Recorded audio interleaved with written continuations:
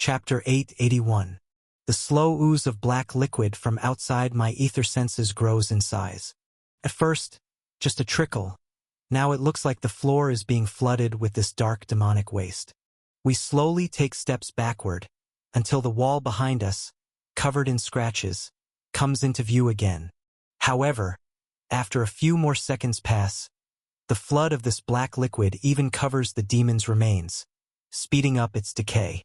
There is no way to smell in this void, but if I could, I imagine it would be disgusting. My boots are already covered in some of the demon's remains, but now, as we're cornered against the wall again, it looks like it's going to be worse. The wave of dark liquid floods in faster than we can back up, and as our backs hit the wall, the wave of decayed avatar splashes against us up to our shins. The wave recedes and spreads thin across the floor pretty quickly, and the fact that it's decaying must mean it's dead, so it's of no actual threat, but it is gross. Shortly after, another small wave comes in and splashes our feet again. The corpse must be decomposing in parts, and sending waves through this strange cave.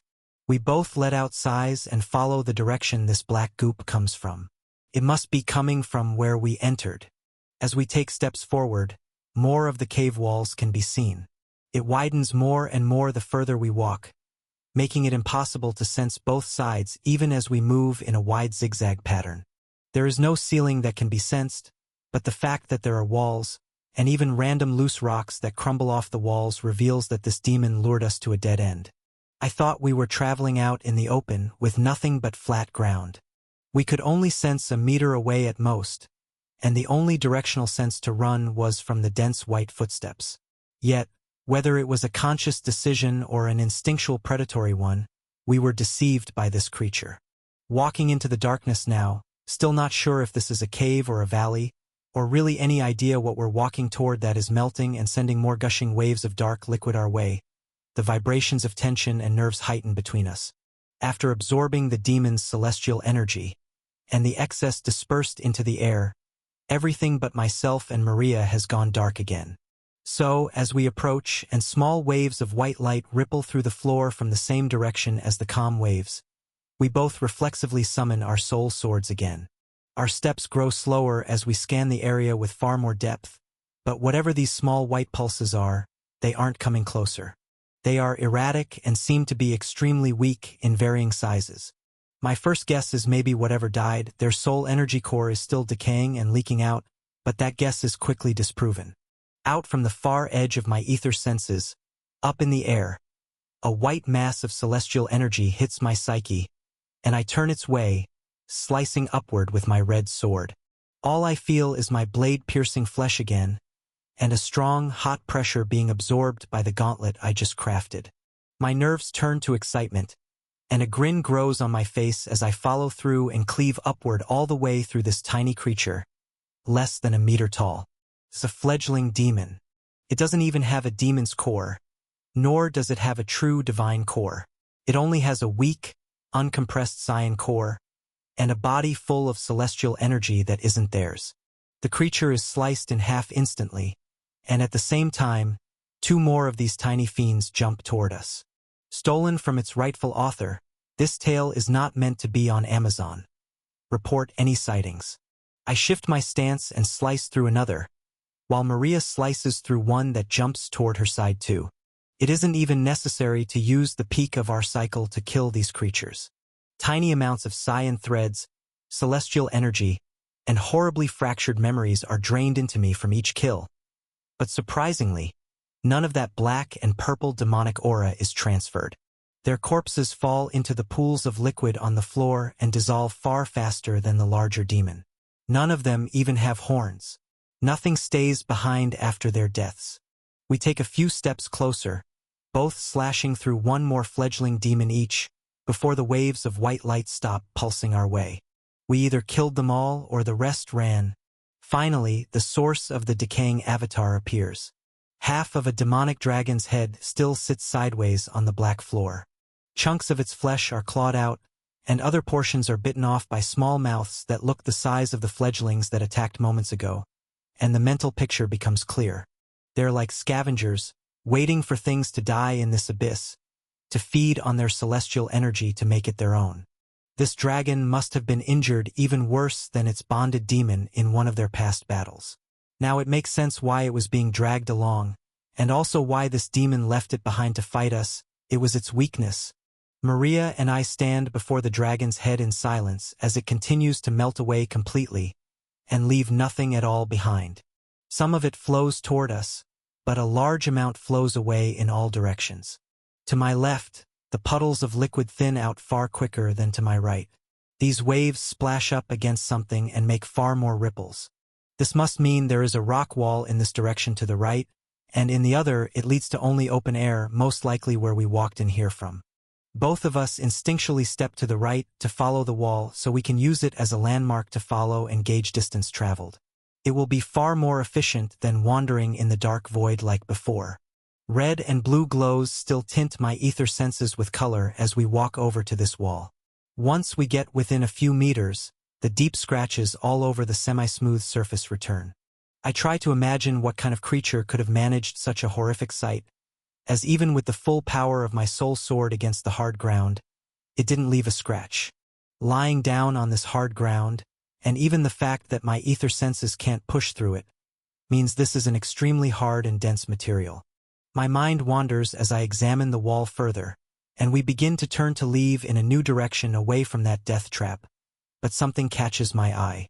I stop in place, and Maria grows scared for a moment, because our ether senses are linked, and she cannot see a thing. Everything is dark black in the surroundings but us. It is no off-putting movement or stray wave of celestial energy I sense. It is one of the scratch marks in the wall that makes my heart rate rise. I take steps closer and let my sword even fall back into my soul so I can place my free hand against the wall. These are no random scratches. This is text, but in a strange language that I've never seen before. Most of it is, at least, a symbol that catches my eye. In the furthest point of my ether sense, about 5 meters in the air, reads out world, but a more accurate translation in the originator's language would be planet with life. Without any context of the words around it, I cannot decipher its meaning at all, but this is written in a different language than the rest. This one symbol is of the same language from the tomb where I received my soul weapon's core, far beneath the sea on the human world, inside the head of a dark black humanoid statue. The memory of the thousands of glowing white and yellow symbols from that day, that lifted off the wall and became a part of my soul and mind, is slightly faded in the back of my memories. I do not have a vivid crystal-clear image of it, as my mind palace would provide if activated, but I can recognize which symbols are from that text. Maria stares up at the symbol I look at and begins to realize that I can understand it. When I turn to walk back into the dead-end cave where we nearly just died, she has no resistance, and is even excited to follow along. We walk up against the wall covered in these scratches, and I expand my ether sense as far as it can go upward. There are only small spots in the wall every 10 meters or so that have patches of writing. We pass 2 more, but none of the symbols make any sense to me. I've seen the writings of the wyverns from Abby's point of view before, and these look nothing like them.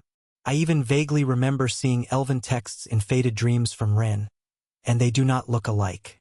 I've never seen a demonic language, and considering I have memories from some of their strongest and oldest and there is not even a mention of it, it's very unlikely it's theirs. This is some other race entirely, yet I have no idea where to begin to guess. We walk further in, all the way to the back wall where we were cornered less than an hour ago. The demon's avatar remains are all spread thin and dried out now, so there are no pools of liquid to avoid. I only stare up at the back wall, the 4th section of this text I found so far, this one being the largest.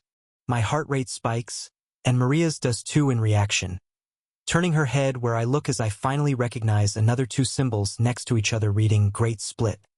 My focus shifts quickly across the text over and over, then we take a few more steps to the side to get the full coverage of this massive wall, and I see a repeat of that complex word again, but it's surrounded with even more symbols I recognize.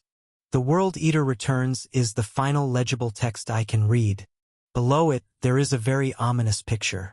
It's not written in any language. It is a simple drawing carved into stone. It is of many long-limbed humanoid beings with no facial features. They all stand around a single large black dot with their arms in the air. I can't tell if they're dancing, praying, activating some kind of spell, or something else entirely. Chapter 882. This is an image that needs no translation. Maria can interpret it just as easily as I can, and we're left with an ominous sinking feeling. These creatures in the drawings, they look very similar to an anomaly we faced back in the Human World dungeons. The association called them Titans, but Ember called them Void Creepers. I can't understand any of these other symbols to get more context, but I've never seen any other monsters that have these characteristics. Faceless black forms and long limbs. The worst part is, I may have found a clue here about what race wrote these texts in the first place, but I have no idea what they're talking about. A great split? The World Eater returns? Is this referencing something in the past or something they're looking forward to? We both stare at this cave carving for many minutes, and it only becomes more strange and off-putting. Following this, we walk around this entire small cave to see if we missed anything. Then, even double-check all of the carvings we passed already to make sure I didn't miss any more clues. When we leave, walking past the now dried remains of the dragon, the darkness around us seems a lot more vast. Being completely blind was almost more comforting, because it was only pure imagination for what was around us. Now, there could be demons, dragons, and maybe even another race. The adrenaline and heightened instincts of a pure survival state from our battle finally wears off once we exit the cave. Our cycling celestial energy has grown significantly in strength just from that one demon, yet now we have an even more important goal in mind. Not only are we trying to survive and get out of this place to gain access back to the system, but now we have a mystery to solve. The more of these cave writings we can discover, the better chance we have of finding out what kind of place this really is. While weeks have passed in the Cyan Zone's ravine, in the green zone of the upper realm, time passes much differently. In fact, Seraphel's dark blue eyes can still see the realm wave passing through the far side of the zone. Abby still stands up straight beside him, but Ari and Raven stand up from their kneeling positions. As their minds and bodies were just bent and distorted with an invasive gravity manipulation technique like nothing they have ever felt before. Ari retracts all of his spirit hands back into his body and looks Seraphel in the eyes. What do you mean, a realm wave? What was that? Raven still grips her soul swords and looks over her shoulder, ready to fight another enemy. But the blue-eyed human speaks with a smile. The enemy isn't here. That was the first wave triggered by the Overseer. It appears the 4 remaining families are planning something. They're either coming to kill us right now or have decided to seal this zone off for good.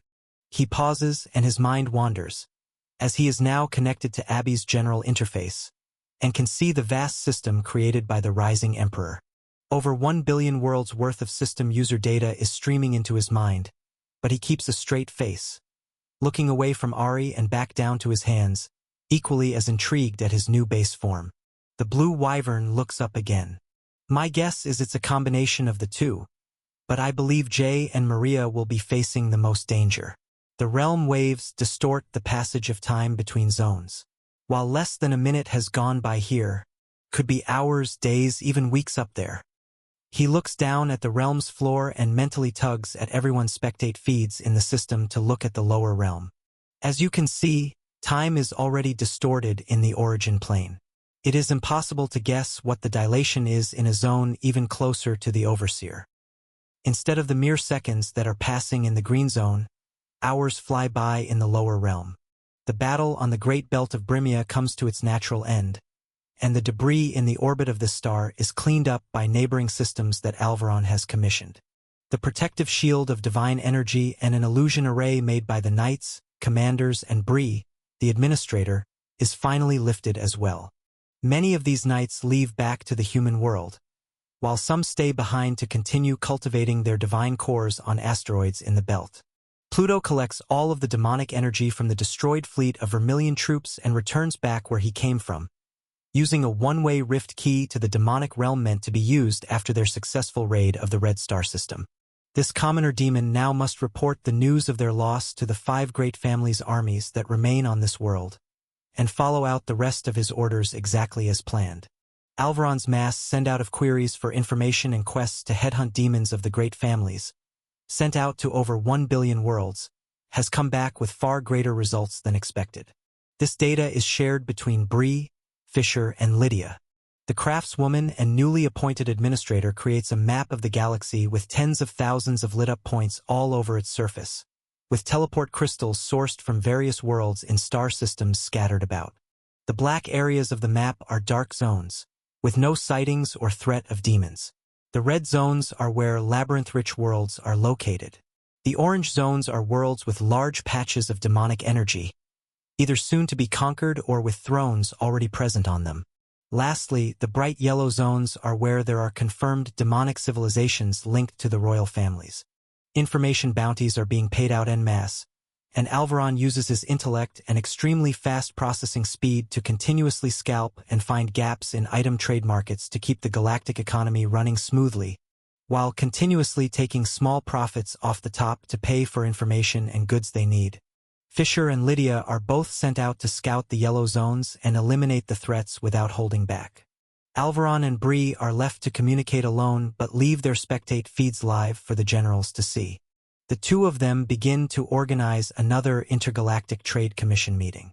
Instead of the small crowd of half a dozen first-class world leaders, this one aims to be far larger, sending out the requests for a single representative from every single one of the over 1 billion worlds. Abby replies as this data streams in. They're attacking the demons? We should too. Let's follow Jay and Maria to the Cyan Zone. He lets out a sigh. It is not safe to travel between zones during a realm wave. Our best option now is to secure the citadels here, then make contact with the warlords and other generals. Jay may be unable to contact us, but Ember is still here. Seraphel grits his teeth nervously and looks off in the distance. For all we know, this could have been part of that dragon's plan all along. A flash of blue light near the Sea of Corruption follows, as Seraphel releases his wyvern form to let Abby stand on his back for easier travel. The two of them head toward the fortress, while Ari and Raven fly up in the sky in the opposite direction, toward the Mensa Citadel. Mental system commands create a shared spectate feed for them all, and Asik and Torvak are the first to join. They both lead their armies back to the Ellipsia Citadel, receiving many cheers and praises from the citizens that know they have been secretly fighting the demons in the dark for millennia, but have finally publicly killed them and won another war. Ava is the next to join. Her point of view is very interesting as well. The Goblin Queen is commanding many of the lords in the floating stands of the arena to step forward and present themselves if they have any elemental skills. Millions of them step forward, and she directs them all to start creating a massive circular platform in the sky.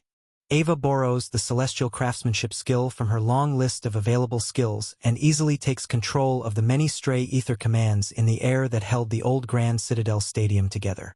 The griffin that watched this goblin defeat a noble demon now watches as she rebuilds a small portion of the Grand Citadel from scratch in under a minute, and can't believe its eyes. The griffin, being the strongest wind magic user among any of the elites here, steps in and helps to imbue the bottom of this temporary citadel with the ability to float, while Ava continues to activate and even create ether commands to allow it to handle its own weight eventually. A light red dot appears in the sky far above them, as Zacian begins to descend and calm down, releasing his battle form, proud of his ability to finally kill noble demons with his own strength, and a proud, fully awakened member of the Scarlet Clan. The final member to join this call is Run, the newly appointed Light Elf Administrator. They are in the middle of some kind of spell or ritual. The elf's whole body glows bright white, and there is a magic circle with all kinds of runes and strange markings glowing and pulsing out from within. In the middle of this white array of light magic spells, Ember's sleeping body lays. You came back for me again. I can't have you leave me yet, before you've fulfilled the last part of our promise. Ren whispers, staring far past Ember's sleeping body and toward the glowing silver reactor far off in the distance. Chapter 883. As we leave the cave and stay within ether-sensing distance of the black rock walls, this strange realm we've been dropped into grows into a far larger mystery in my mind than I thought it was before. I had theories that this might be one of those demonic breeding grounds, like the noble grade worlds I've seen in many past demon memories. But after seeing the writing of another race, I'm having second thoughts on this. The fact that there are fledgling demons weak enough for me to kill without much effort, and a commoner demon, makes me even less sure of what this place could be. We get into a rhythm of walking through the darkness again, and get closer together so that our full arms touch for greater surface area to cycle celestial energy than just our palms. The energy is far more pure and hot than it was before our battle with this demon, because I absorbed a lot from its core. However, the more we walk through the darkness, the efficiency of our cycling to refine it further begins to slow down. This is because our minds are not completely focused anymore. Part of me still feels the presence of celestial footsteps appearing randomly in the darkness, but in reality, we are still in an empty abyss, and it is just my paranoia playing tricks. Maria feels the same exact thing and turns her head toward nothing to disrupt our cycles periodically.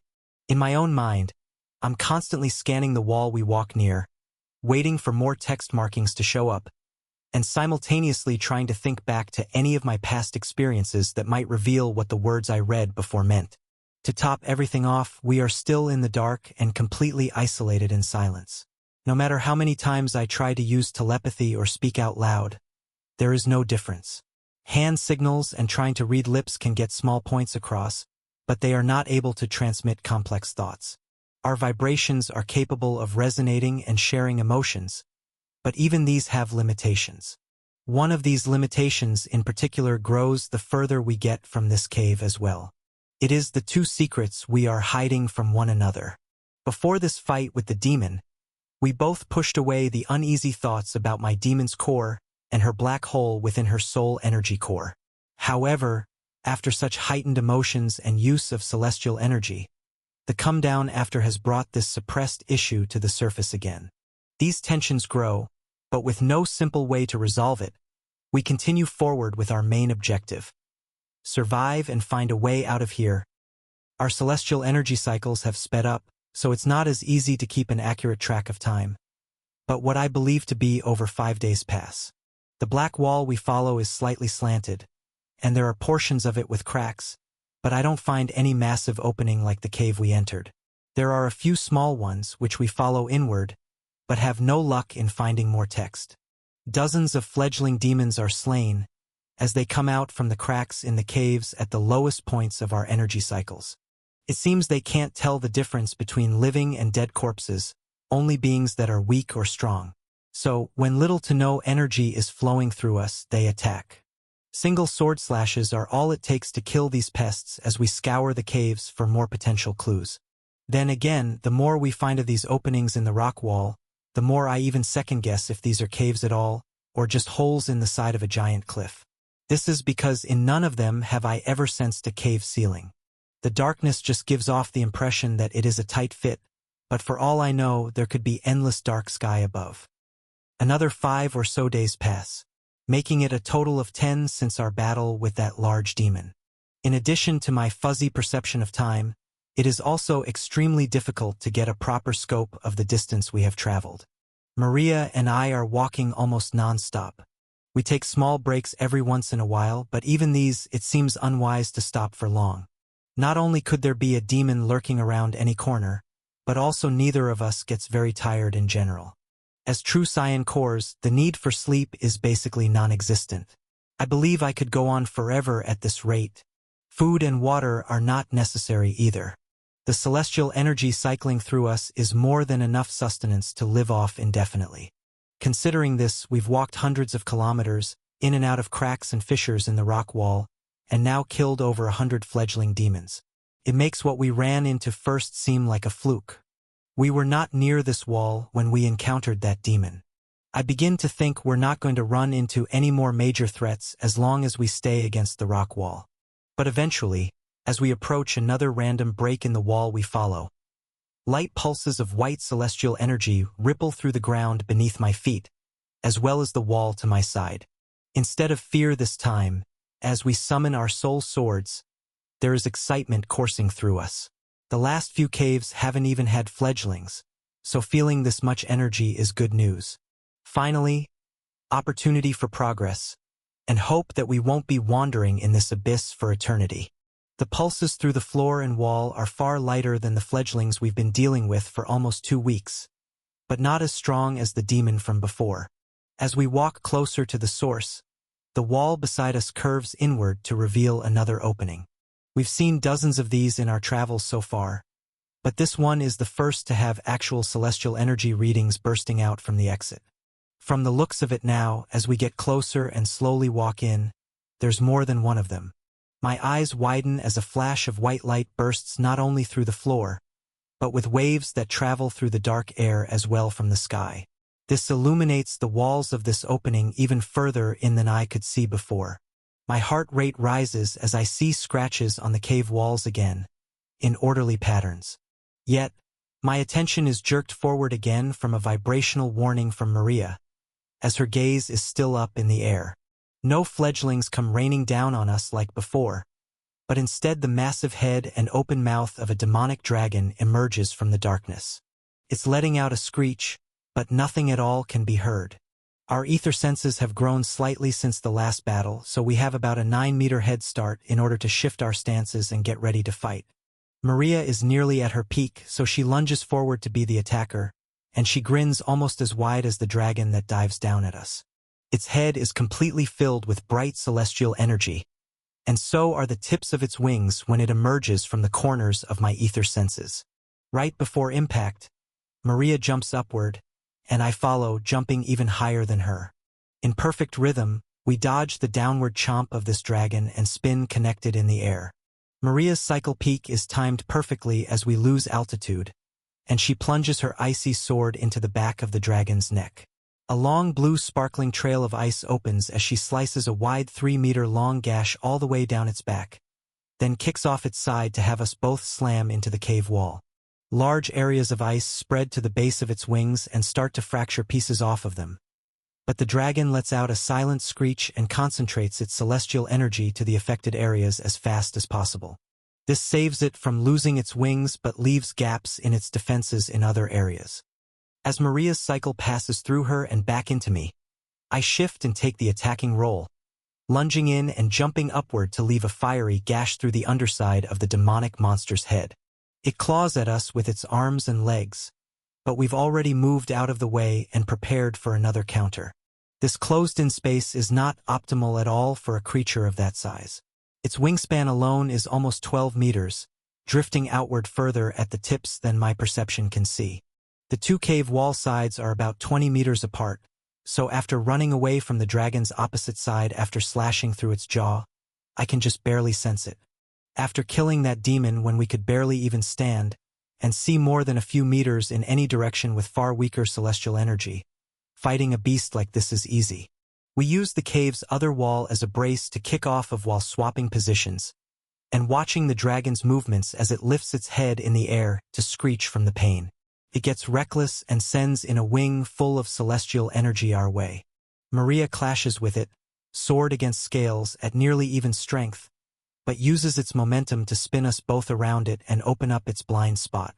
A flash of blue ice at the base of its spine instantly shatters off its tail, while the white wing of this beast slams against the cave wall. My cycle peaks next as we run beneath its other wing. I slash through it, carving a wave of red fire through its strange avatar flesh, and slice a massive chunk off. The adrenaline and flow state we felt before returns, and for a full 3 minutes straight we fly, flip, and slice through the darkness, methodically killing the demonic dragon that attacked us at the mouth of this cave. Just as both of us stab our blades into the mutilated flesh of this beast and shatter its core, another wave of celestial energy comes from deeper within the cave.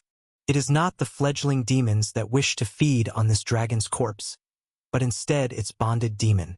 Another 4-meter-tall commoner, with battle scars all over its body and 2 small white glowing horns peeking out of its forehead, approaches ready to fight, but it clutches its chest as we shatter the dragon's core. The celestial energy flow in this monster stops moving, and it falls to its knees. The dragon stops screeching, and the demon faceplants onto the hard rock floor.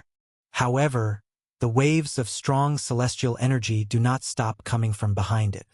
I sense far more of a similar strength, footsteps coming our way. Some have the wave patterns of dragons like this one, higher up in the air, while others have footsteps like the demon that just tried to save its own life. Others, send much denser waves of celestial energy our way.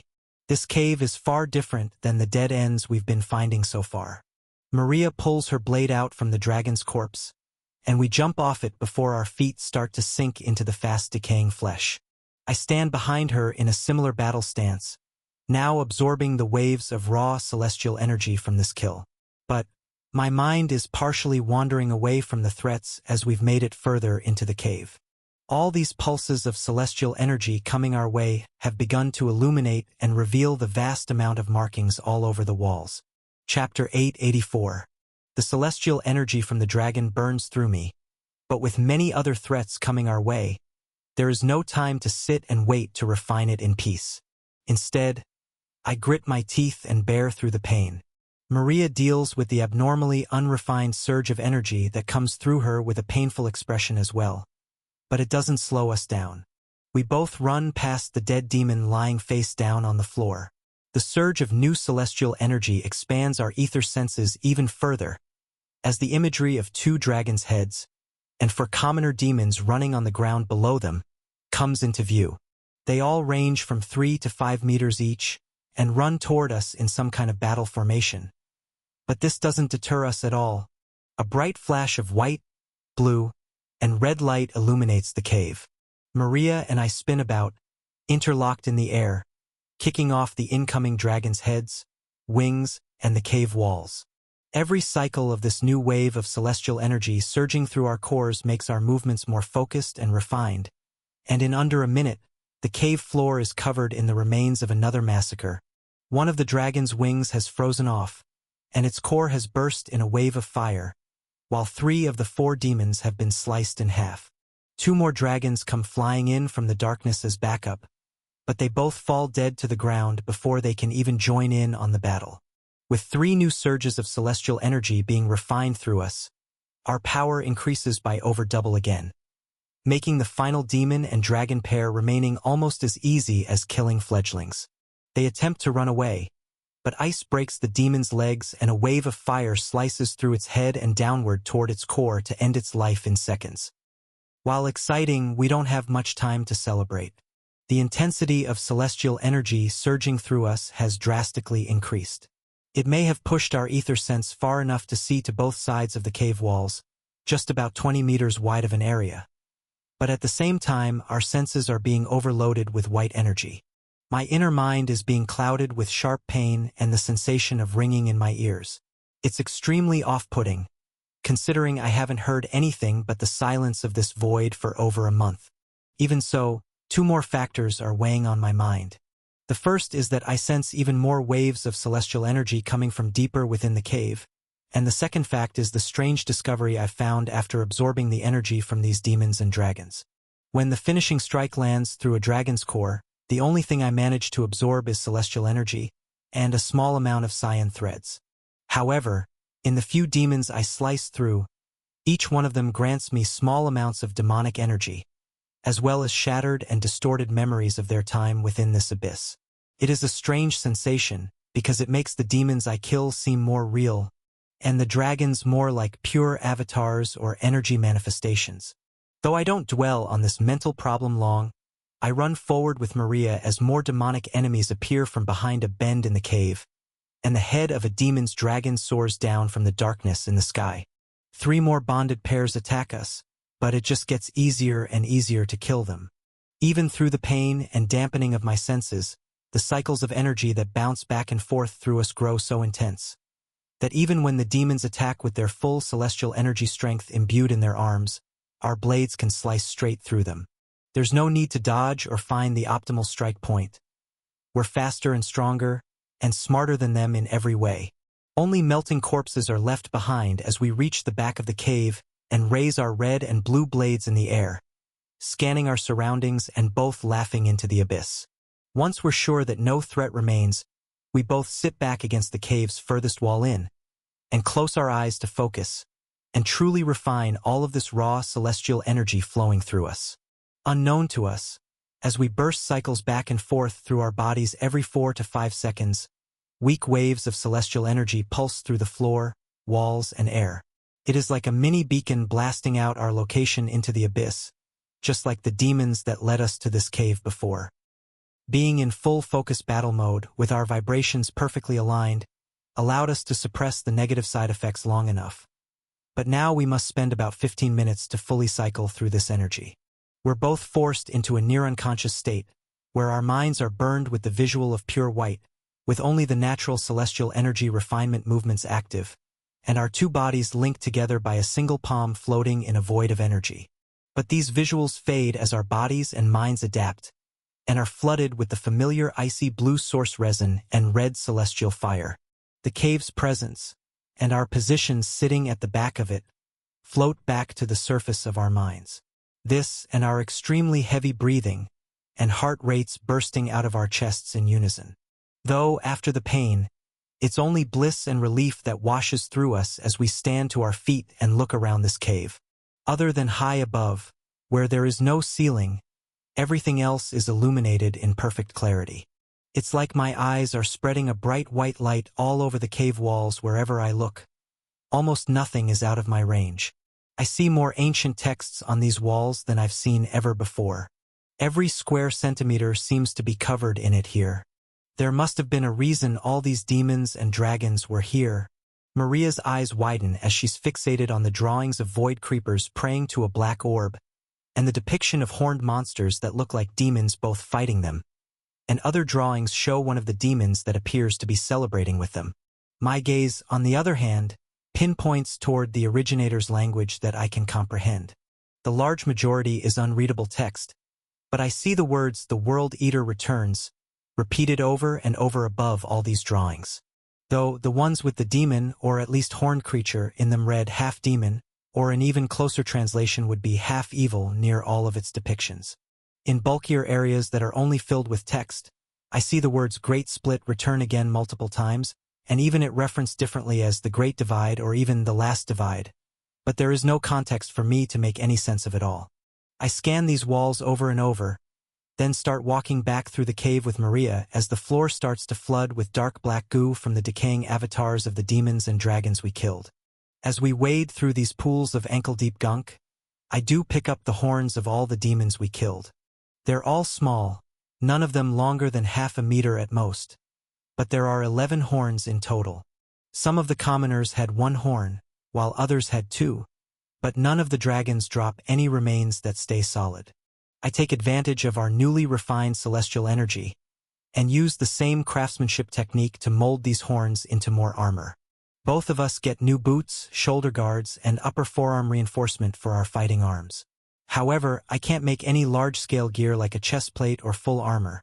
The horns just do not have enough mass or latent energy in them to allow for such a craft.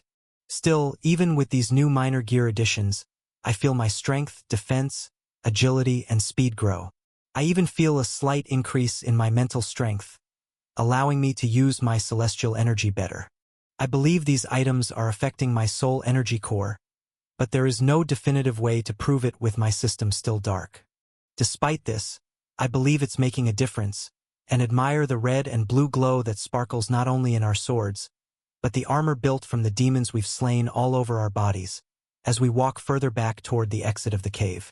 Less writing on the walls can be found as we walk away from the cave's back, but there are still mentions of the same World Eater, and Great Split here near the entrance. Only one other drawing at the mouth of the cave catches my attention. It looks like one of the void creepers has a pair of wings.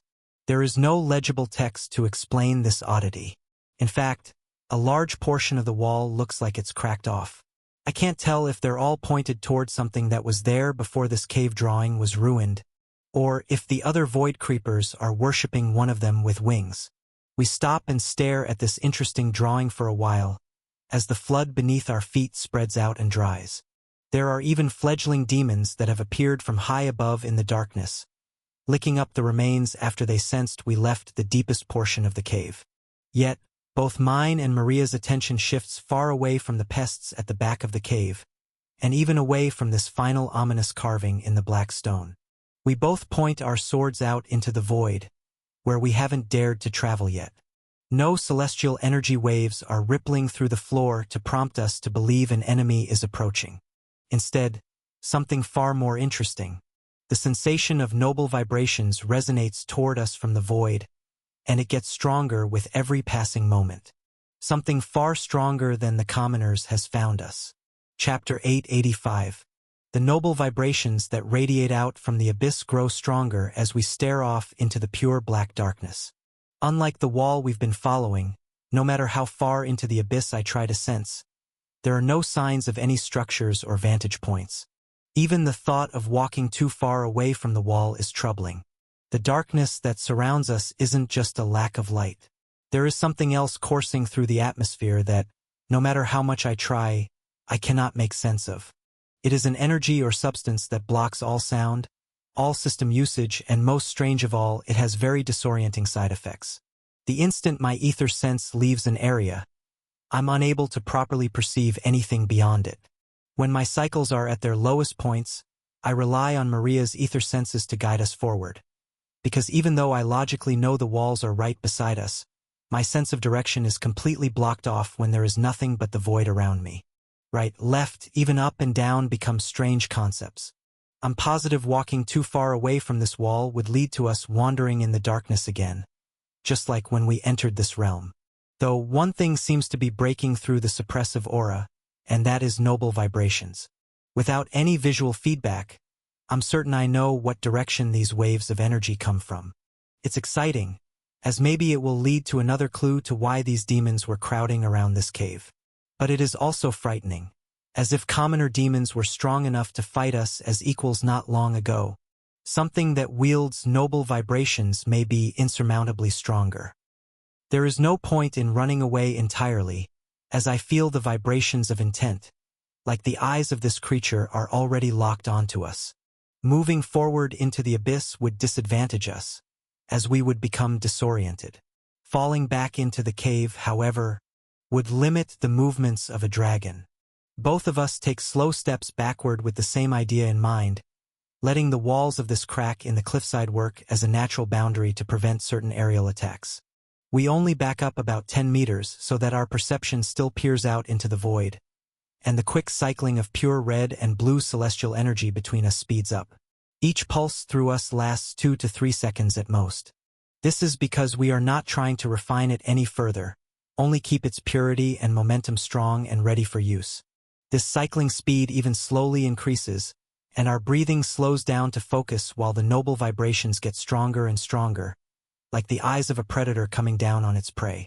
We're both frozen in place, even when waves of bright white celestial energy fill the air, as the enemy's aura splashes into our consciousness. A bright white demonic dragon, with its wingspan far surpassing the outer limits of our ether senses, and a 10-meter-tall noble demon with 3 curved horns and a long glowing spear come into view. Every single centimeter of their bodies is saturated with the bright white dense layers of celestial energy that these commoners were only able to hold on focus points. The enormous demonic dragon swoops upward at the last moment, avoiding crashing into the sides of the cave entrance, as it's easily 3 times as wide, spanning 60 meters in wingspan if I had to guess. The demon, on the other hand, jumps off the dragon's back and comes flying our way. It thrusts its long pointed spear forward, with a calm and calculated expression on its face, like it knows this battle is already won. This story has been unlawfully obtained without the author's consent. Report any appearances on Amazon. Maria is at the peak of her cycle, so she steps forward, and I step back. Her bright blue blade clashes with the side of the incoming spear's tip, and the demon's eyes widen. It is certainly not because of her power, because upon impact, I feel a surge of a celestial energy. Imbued mental attack burst through her sword and directly hit both of our psyches. The demon's momentary surprise allows for its spear to be tilted in the direction Maria's sword slammed it in, but the shockwave of energy from the blast does it no physical harm. Both of us, on the other hand, are sent flying in the opposite direction against the nearest cave wall. Our minds flash white, but in the same moment, my mind is flushed clean with a wave of blue and rainbow source resin, as Maria sends her cycle through me with a single directive: to limit the damage so I can concentrate on my attack. It helps, but not much. I'm basically blinded by the pain and the white overload of my ether senses. However, the outline of noble vibrations can still be easily sensed through this blast. It is like an invisible demon-shaped silhouette of waves in my mind that only resonates because of my own royal vibrations still suppressed deep inside me. It almost makes me laugh as I kick off the wall and swing my glowing red blade that grows hotter and hotter. This is because, ironically, if this demon was any weaker, it probably could have killed us both right now. Even the commoners, as we're entirely blind and disoriented, could have landed a lucky hit. Yet, I can sense it pivoting its stance and thrusting its spear our way, straight toward Maria's chest to my side. I jump off the wall with only one target and slam my blade against the side of its spear. Again, the demon's eyes widen in surprise as it's thrown off guard, not by my strength but merely my ability to move in its presence. The glowing white spear collides with the rock wall less than a meter from where Maria was moments ago. Instead, breaking through the dark black material a couple centimeters, through the chest of one of the carvings in stone. It's of the void creeper with wings we saw leaving this cave. I can sense the fluctuation in its noble vibrations, and its hesitation has given me enough time to recover slightly from its mental attack. My cycle hits its peak, so I jump and swing my sword upward while the demon pulls its spear from the wall. The crimson blade collides with its exposed neck, but all I feel is my soul armor rattle. Then my wrist and arm shatter again from the overwhelming pressure I'm facing. It's like I just slammed into an impenetrable wall. The mental image of my red sword bouncing off this monstrous being's white neck is all I see in my mind as we're both blasted backward onto the cave floor, tumbling and rolling at least 30 meters deeper into the cave. I watch the mental image of the demon fade from my mind, but the pulses of celestial energy on the ground tell me it's running our way already. I would be scared, but the attack I landed against its neck just widened my eyes to a whole new technique.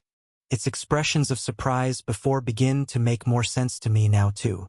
We're both slammed with the mental attacks associated with my collision with its spear and neck, but they're no greater than the initial one that Maria took on. She's experiencing the same whiteout of all her senses too, but through the resonance of our inner royal vibrations, she's picked up on how I located the demon, and prepares to do the same thing as we stand to our feet again. Maria's cycle begins to grow in power while the demon lunges through the cave, now with a small smirk on its face while plunging its spear down toward us. However, this confidence turns to confusion quickly. Maria's upward swing of her sword makes contact with the tip of this demon's spear. Instead of trying to lunge out of the way, she plants her feet, and I stand behind her as support to this move. My epiphany after attacking the demon's neck has translated into Maria's strike. A thin coating of royal vibrations tethers to the outer layers of her soul sword. It's an extremely strange and mentally taxing technique.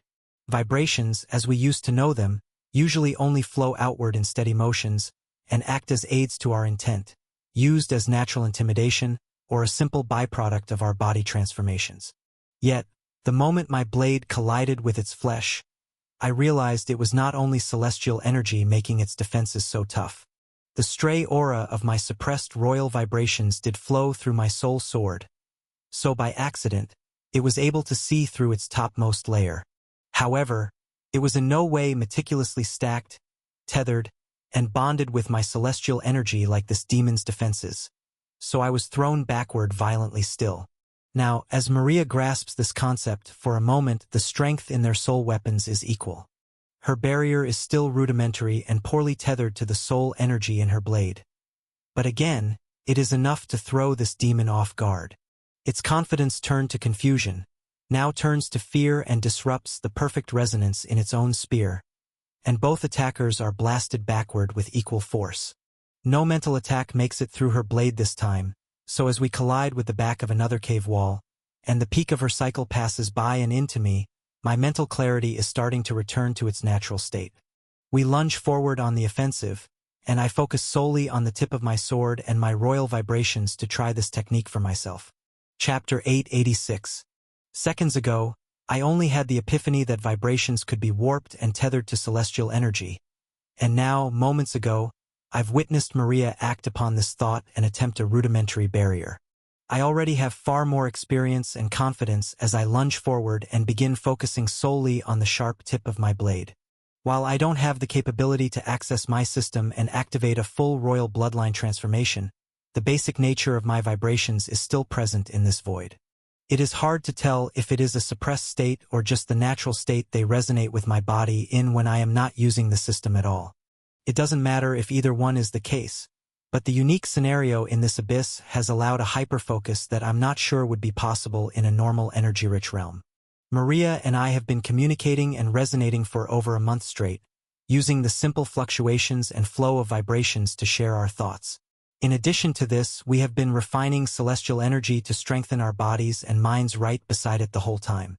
In the initial stages in this darkness, celestial energy was the only tool we could use to move. When enemies attacked, it was clearly the strongest energy to focus on and master. Yet, as a thin and tight tethered layer of vibrations wraps around my sword, many more fundamental understandings wash through me. I have to focus and not let the potential of my attack overwhelm my own mind. My red blade collides with the tip of the demon's white spear.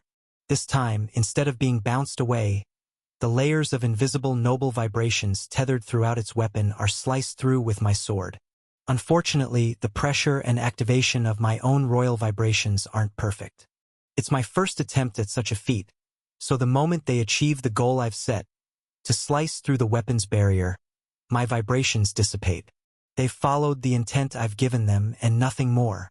When my blade collides against the bare soul spear's material, piercing through its entire outer layer, my sword's layer of defenses has been completely dissolved too. The only reaction we get is a weak explosion of celestial energy, one that sends us both backward less than 10 meters. Both of our eyes widen in awe. The demon's because it knows I just broke through its defenses, and mine because I've just comprehended another interesting rule of this vibration tethering technique. I step back and contemplate what I've seen and felt further while Maria steadies herself with the knowledge I've just gained too. She runs forward, and we jump together in the air to attack before the demon can take the offensive itself. The icy blue sword aims forward, with a much denser layer of royal vibrations around its outside than the last exchange. She goes in for a kill shot but has to redirect her blow once the demon shakes itself out of confusion and counters. Even so, Maria slices through the outer barrier of its spear's defensive layers just like I did before, but she's added an additional layer of intent to her strike.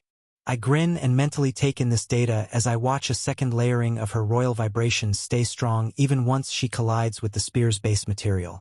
The demon is pushed back, but Maria and I stay moving forward in the air. Her second layer of intent was created to push back the exact reaction she saw happen to mine. She laughs into the empty void as the demon skids to a halt over 20 meters away, and we spin in the air as our celestial energy cycle moves through her into me. When I come crashing down on the spear that points up at me in a defensive stance, my tethered layers of royal vibrations have already planned out exactly how this exchange will go.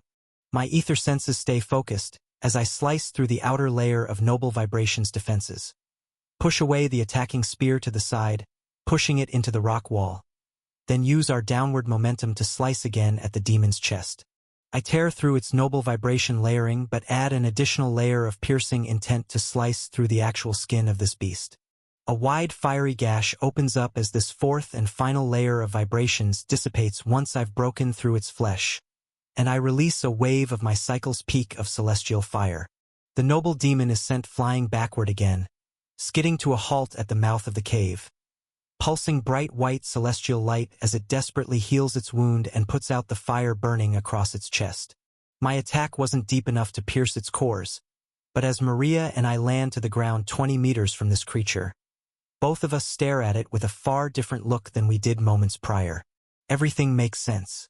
I've used vibrations in this way by accident in the green zone.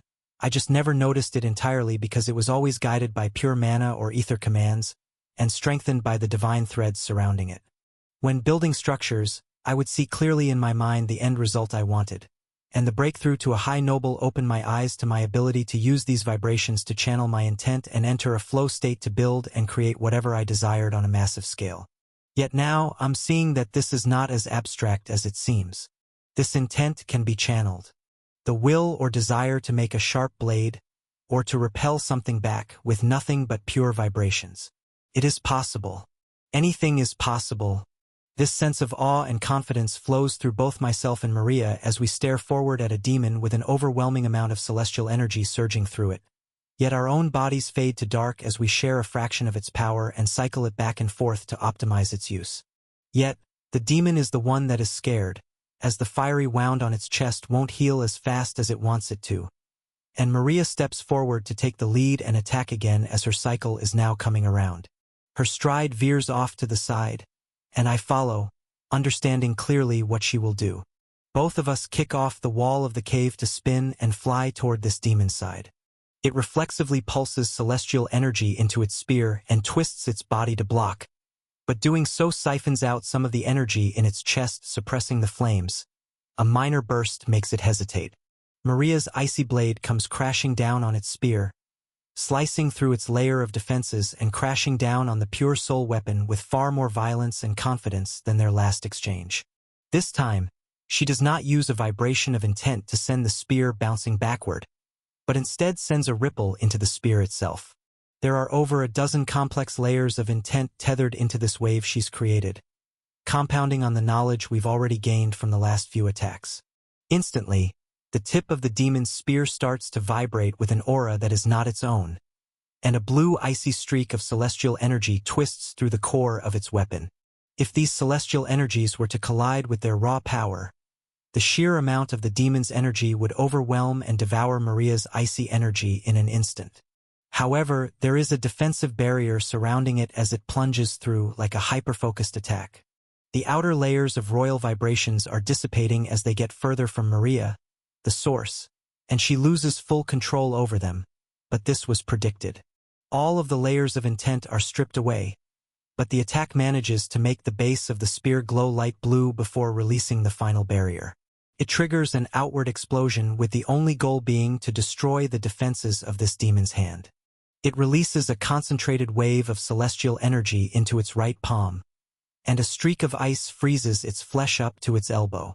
The demon lurches backward, and a few of its fingers even crack and shatter off, but more waves of its celestial energy come to heal it before it loses its entire arm.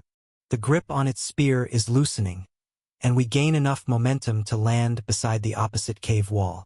My cycle begins to build up, and I lock my eyes on the injured noble. The easy prey it set its sights on is overpowering and outsmarting it. I can sense a very distinct fluctuation in its vibrations and aura. That is true fear. The demon's feet pivot, and I yell into the void, "You're not leaving so soon!" But nothing can hear me. A wave of fire comes surging out from my soul energy core as I cycle the wave Maria has sent me and lunge forward with over a dozen layered vibrations in my blade, ready to cause some serious damage myself. Even the soul armor on my arms and legs is starting to become useful. I release minor vibrations of intent to move faster through my boots, and the propulsion forward off the ground becomes heightened. When I swing at the demon's unguarded side, it panics and tries to block across its body.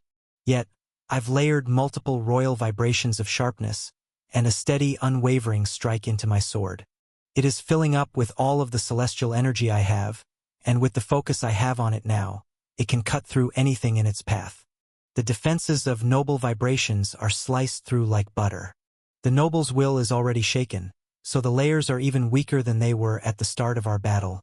Yet this strike could have sliced through something at least 3 times as strong. My grin grows as my layers of intent do not disperse, because they're not done yet. The pointed end of this demon's spear is sliced clear through and shatters under the pressure of my will. It is an easy feat. Yet, keeping my concentration as a massive burst of celestial energy erupts out from it, and the events that follow are not as simple. I've created 2 layers of defense over the upper half of my body, and this is enough to repel the initial wave of raw celestial energy away with no problem. A variable I was not expecting to intervene, however, is the presence of a dragon swooping down from the dark sky above. This demon has pivoted to run away, and even made it out from the mouth of the cave, so I thought it was getting desperate. Instead, it's called for reinforcements. Half a dozen of my layers of vibrations instantly dissipate, as the paths of certainty connected to them dissolve as my logical mind believes they are no longer possible. Though there is still room for me to land serious damage. I grit my teeth and swing downward anyway, slicing through its shoulder rather than directly through its head.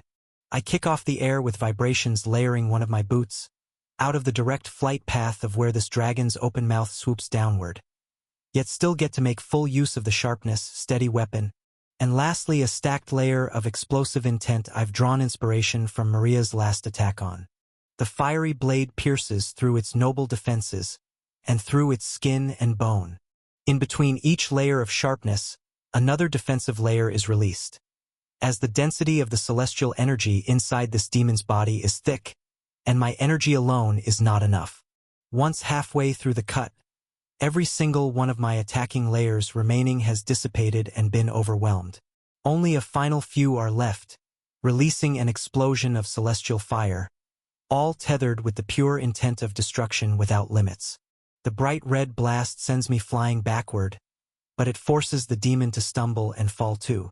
Its left arm is blown off in a ball of flames, a large portion of its torso exposed, showing ribs, and the burst of destruction even made its way down to its hip and upper leg, making it impossible to walk without a limp. The dragon that ruined my plan of a perfect kill swoops down right where I would have been and chomps down on the demon's remaining body, then kicks off the hard black ground with its two back legs to pivot away as well. It's retreating. A flap of its massive white wings sends it upward out of my ether senses, but that is not saying much as my cycle flows into Maria as we both stare upward. Information on what she wants to do flows through me, and my eyes widen.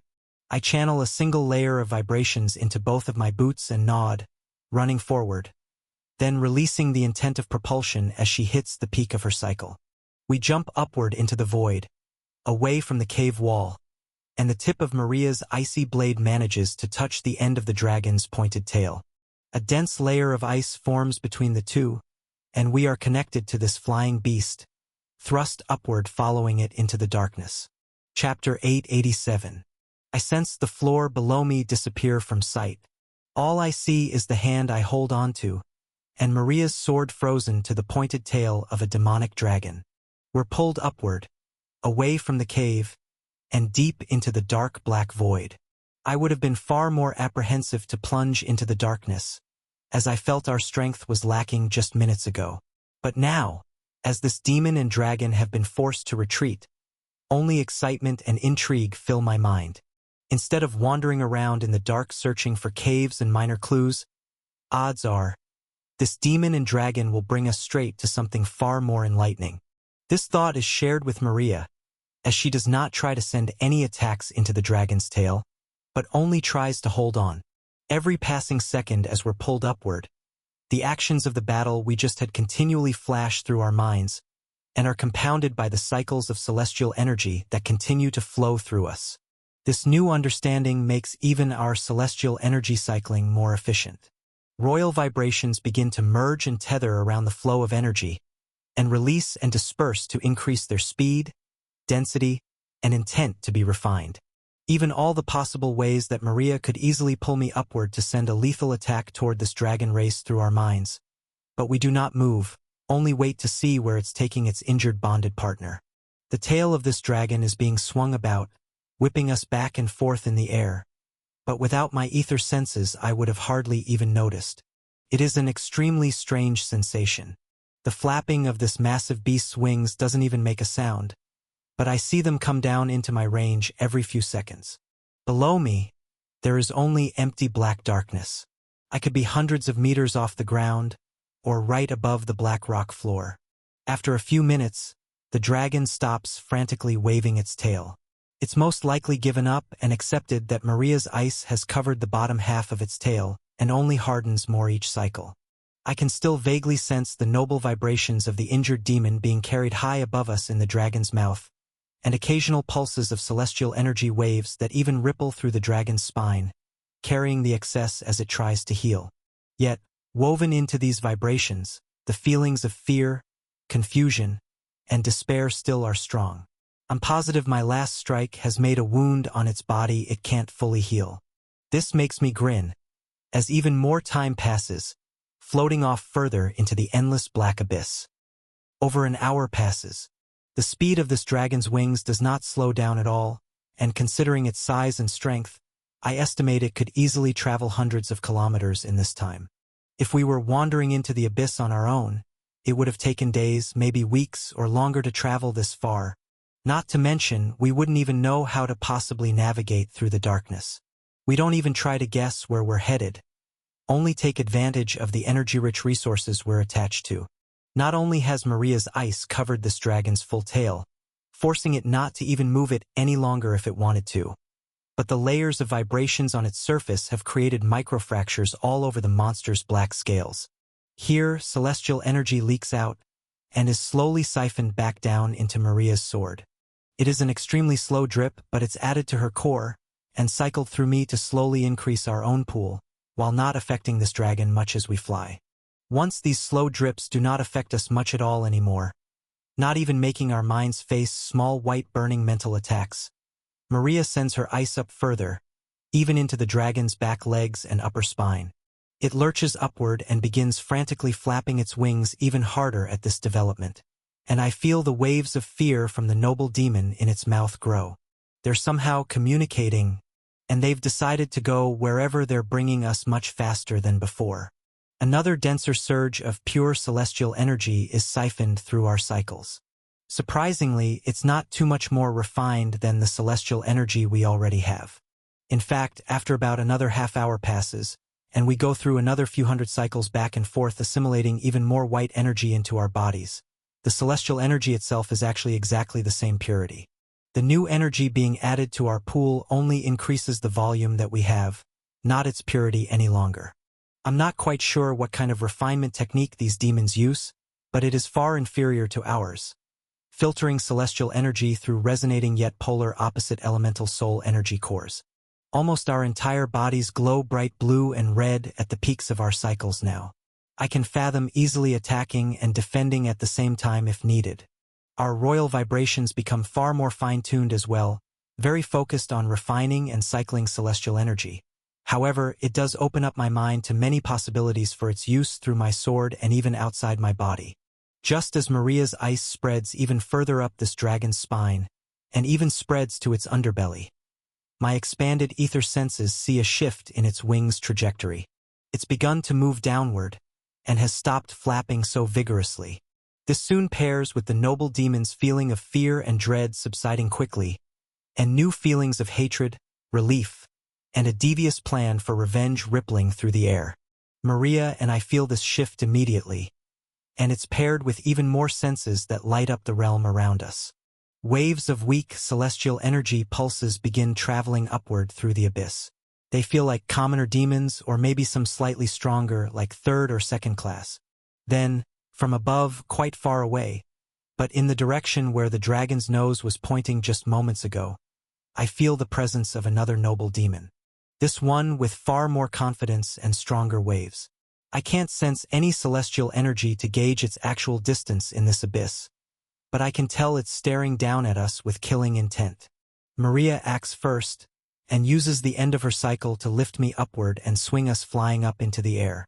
The tail and back legs of this dragon shatter as she releases her sword that was holding it together, and even portions of the base of its wings break off as well. We soar through the abyss, flying over its back, watching its bright white wings flap on both our sides, and I let my cycle flow through me, charging up my full body with burning hot celestial fire. After so much practice flying through the sky, it feels natural, almost like second nature to control the flow of celestial energy surging out from my core with waves of vibrations to strengthen its intent. It is not a random raging burst of flames that slices downward. It is a sharp, searing hot, unstoppable blade of celestial fire, one commanded by layers of my royal vibrations will. I collide with the top of the dragon's head and slice through its hide and scales.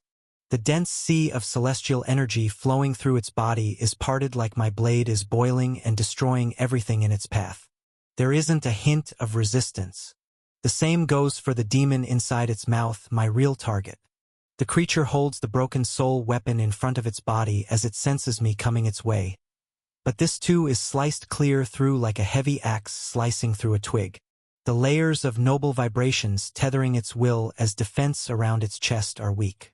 The constant change of its emotions has completely broken its spirit. This demon cannot decide to be scared or ready to fight, and its will reflects this shaky foundation of strength. My blade breaks through its vibrations just as easily as its dragon's head. And in a swing downward, its demon core and cyan core are both sliced in two. The dragon's head completely explodes from the outward pressure of this kill, and the remaining celestial energy in this demon's body all surges into me. We fall down through the darkness toward the many weak demons I sensed below, with fragments of melting noble-grade avatar raining down with us. This surge of celestial energy all at once is enough to actually make me feel some pain. I yell out into the void, half happy about my successful kill, half to make the surging sharp white light burning through my consciousness less painful. However, compared to the relative pain from absorbing the first commoner demon's energy, this is not so bad. It is just a large quantity to filter, the purity is even lower than my own. Maria braces herself as we fall through the air further, and takes the cycle, almost whiting out while I process the influx of memories, as well as far more demonic energy than any demon I've killed in this abyss so far. Surprisingly, the amount of dark purple and black essence I absorb makes a noticeable difference to my royal demon's core. However, there is still a dense barrier of royal vibrations around it that won't allow me to make use of it. The fractured and broken memories I absorb, shrouded in the darkness of this zone, are no better than the commoners I killed. Only battle emotions and instincts are transferred. My ether senses expand greatly though, to about 50 meters in every direction, and the ground below us starts to come into view. Well, it isn't exactly a flat ground. I begin to see the outline of a massive black staircase. Its width is too wide for me to even see its edges, and some of its steps appear to be meters high. As we fall closer to it, more demons and dragons appear to slowly be climbing toward the top. They all look up at us, and a few begin running toward where we're about to land with soul weapons drawn. But others look back up the massive stairs and take another step, ignoring us. Chapter 888. We land on our feet back to back again. Both of us are standing on a single step of this massive staircase while over half a dozen demon and dragon pairs come both running and flying our way. Though, with royal vibrations tethering to the outsides of our bodies, enhancing our footsteps and strengthening our blades, these demons are nothing to be wary of. Even their raw celestial energy is not enough to make us second-guess our movements. After siphoning and refining the dragon's celestial energy for almost 2 hours straight, and this second burst from the noble demon's celestial energy pools, these demons look like weak bugs. There are commoners, standing from 3 to 4 meters tall amongst us, while a few that hold soul weapons and stand up to 6 or 7 meters tall, I believe them to be second-class demons at least. In battle, they're all the same. Maria and I jump and spin, slashing through demon cores and dragons' heads as they come diving in at us from every side. The vibrations aiding our attacks make us basically invincible. We do not even need to be at the peak of our cycle to attack. Even our weakened state is more than strong enough to handle the threats around us. While the icy and fiery remains of the noble dragon and demons still rain from the sky above, even more corpses begin littering the ground. In less than 15 seconds, every single enemy that tried to attack us where we fell has been killed. The celestial energy I absorb from these fallen altogether doesn't even add up to what I received from the demon in the air, so cycling in new raw energy doesn't make me flinch. However, after killing these demons and watching the dark black and purple essence flow into my demon's core after each kill, I do begin to see a pattern. The larger and stronger the demons are, the more of this strange demonic substance I'm able to gather from them. It automatically flows into my demon's core, and without breaking the seal around it, releasing Muriel's corruption, I can't get a perfect reading on what it is. The base substance is certainly demonic energy, but it reacts and strengthens the celestial energy inside these demons' cores when refined through. Combined, the group killed here also didn't give nearly as much as the noble single core did. However, there is an even more interesting phenomenon that catches my attention. It is the fact that not every demon in our surroundings tried to attack us. When I look around, other than the white horns and broken soul weapons floating in the dissolving sea of decaying avatars, There are demon and dragon pairs that only look up the stairs, ignoring us. They look like they're struggling to stand, yet still pulling themselves up the tall steps. Even the dragons that flap their wings with all their strength look like they're having trouble moving or getting off the ground. Those that I see are exceptionally weak commoners, and now that I take a moment to think about the slaughter we just carried out, some of the attackers had more sluggish movements than normal. Maria and I slowly take in the scene while I pick up all of the largest and strongest demon's horns, starting with the 3 that fell from the noble that fell from the sky. They're large and strong enough for me to mold them into 2 lightweight chest plates, and using the piles of commoner, 3rd and 2nd class horns, I complete our arms and legs' smaller armor. The shattered remains of this noble spear have been leaking out essence since the first battlefield in front of the cave. The most potent portion of it, its tip, broke off before we were carried away. The remains of the staff are broken into too many pieces for my craftsmanship technique to make any use for it. The pools of dark avatars remains dry as we equip them, even protecting our non-combat arms where we still hold hands to cycle energy. Yet, as almost a full minute passes, no more demons try to attack us. I even sense 2 pairs of demons and dragons off to my left side pass us, climbing up the steps without even turning their heads our way. They too look like they're straining themselves, and in the same moment, a bright white light enters my ether sense from above. Maria and I jump out of the way to dodge and get ready to counterattack, but it is just a dragon with a 3rd-class demon on its back tumbling down the steps, passed out from exhaustion. It's impossible to estimate how high up we really are. I don't know if where we were before is even ground level, or what distance that dragon truly brought us. Even if it were hundreds or even thousands of kilometers in the sky, Sai and Kors would not get this tired from merely walking.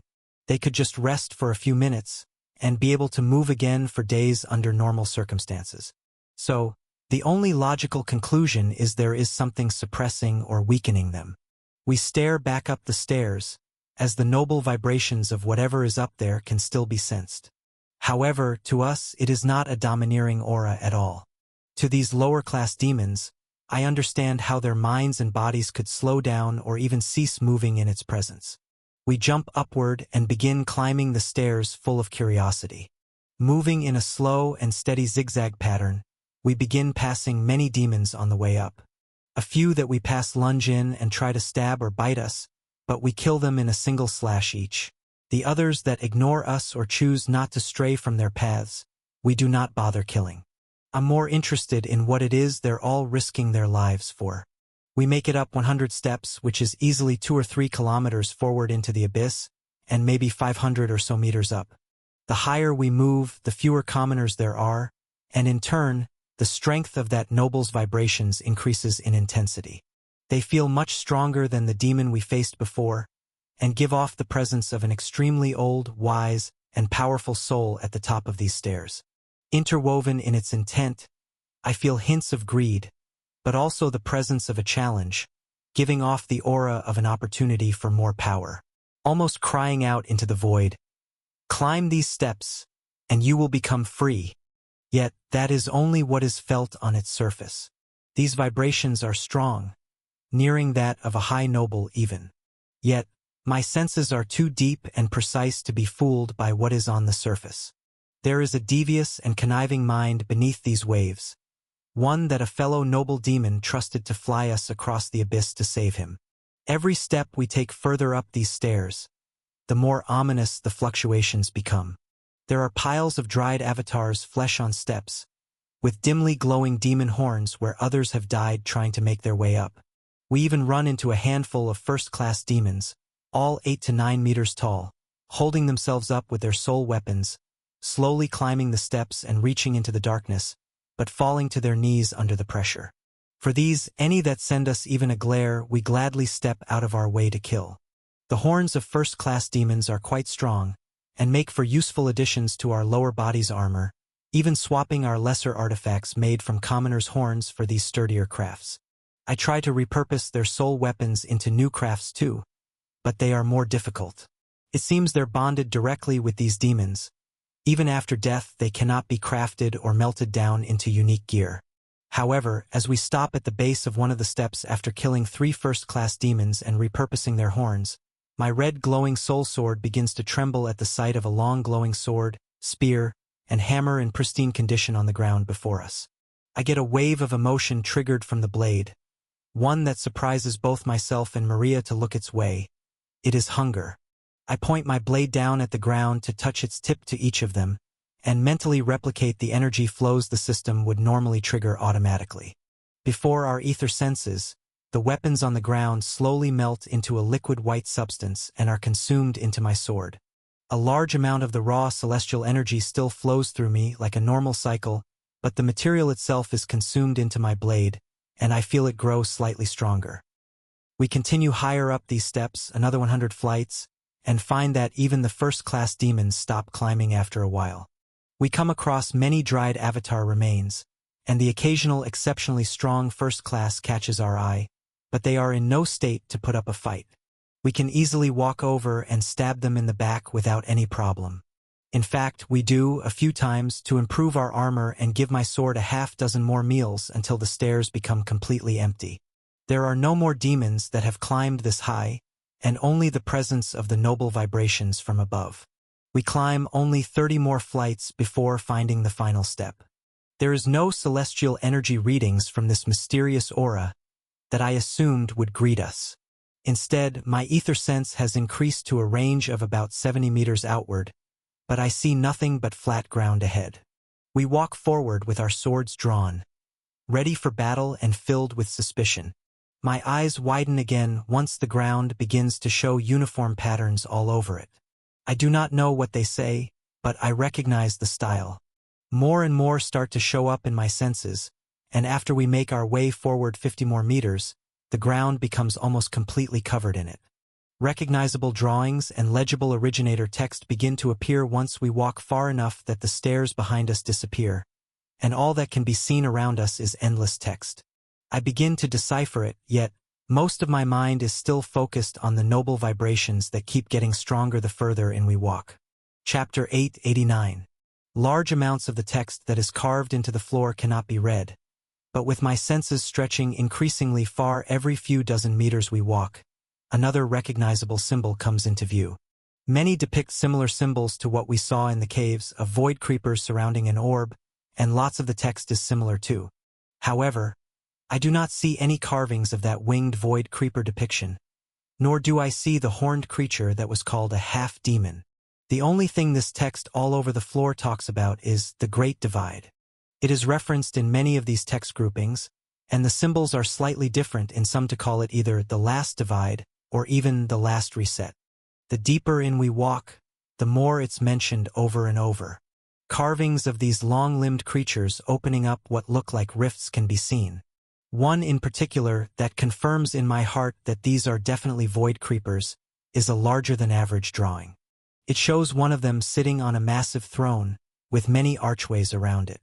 Titans all walk out of these arching doors, and it gives me a flashback to the time I sent a body double through a void creeper rift myself back on the human world.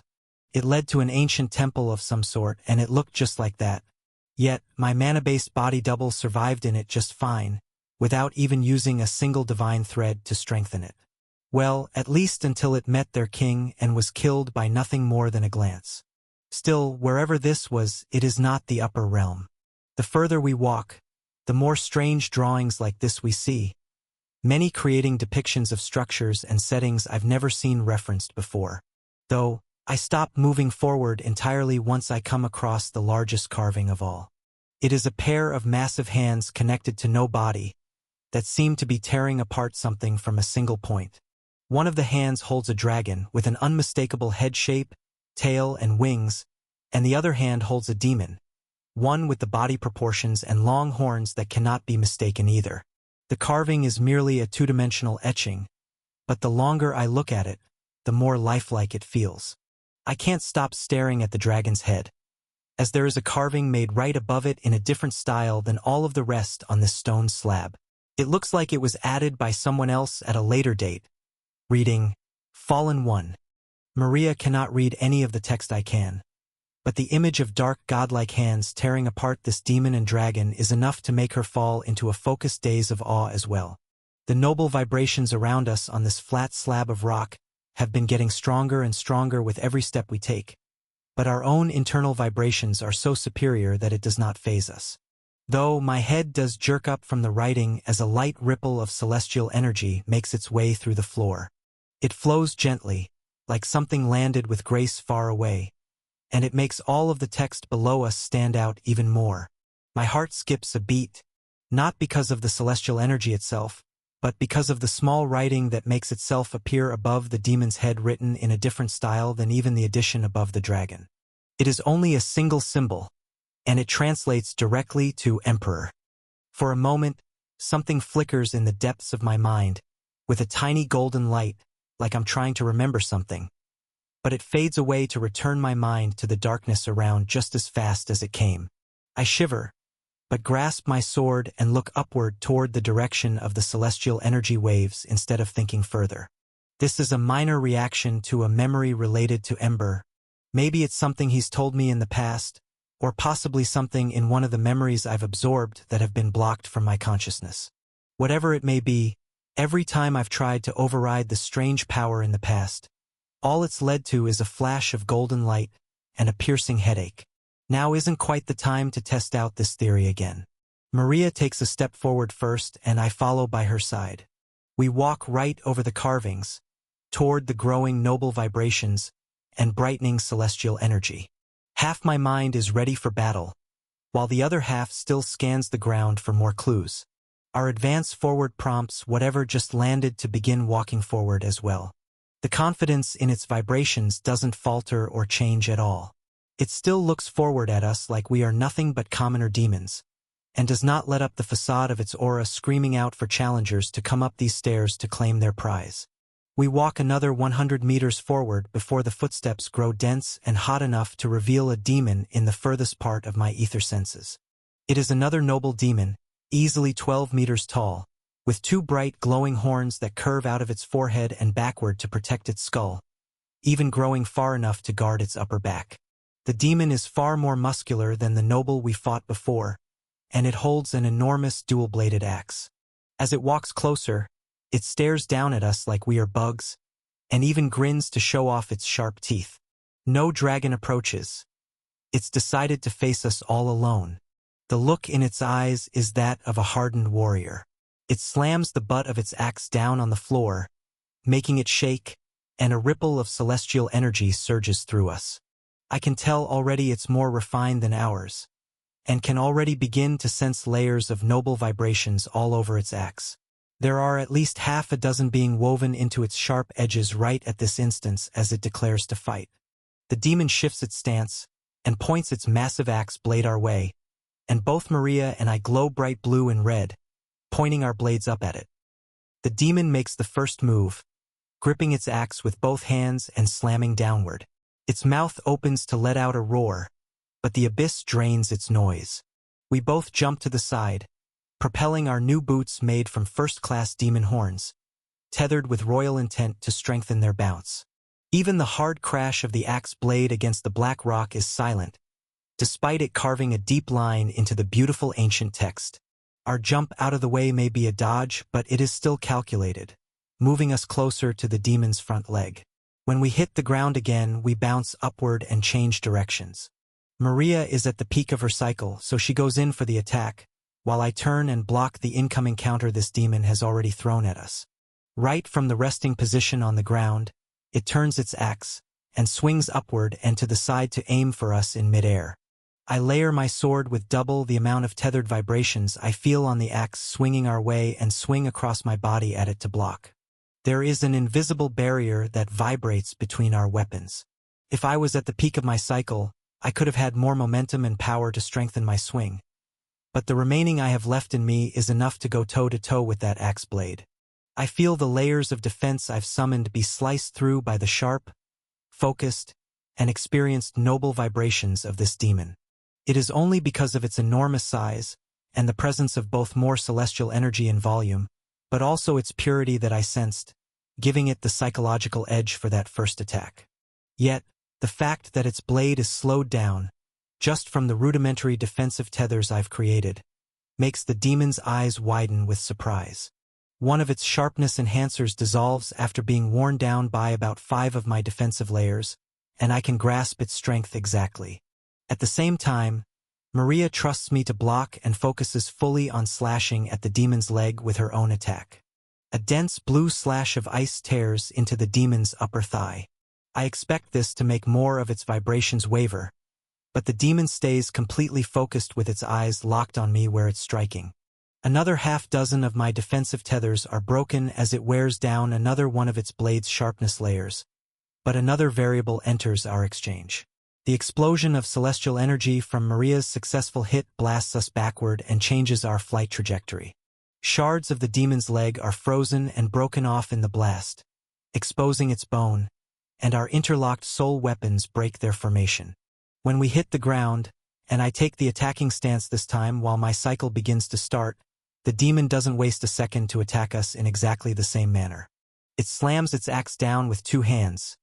Yet, as the bright red celestial energy fills my body, I know we don't have to dodge.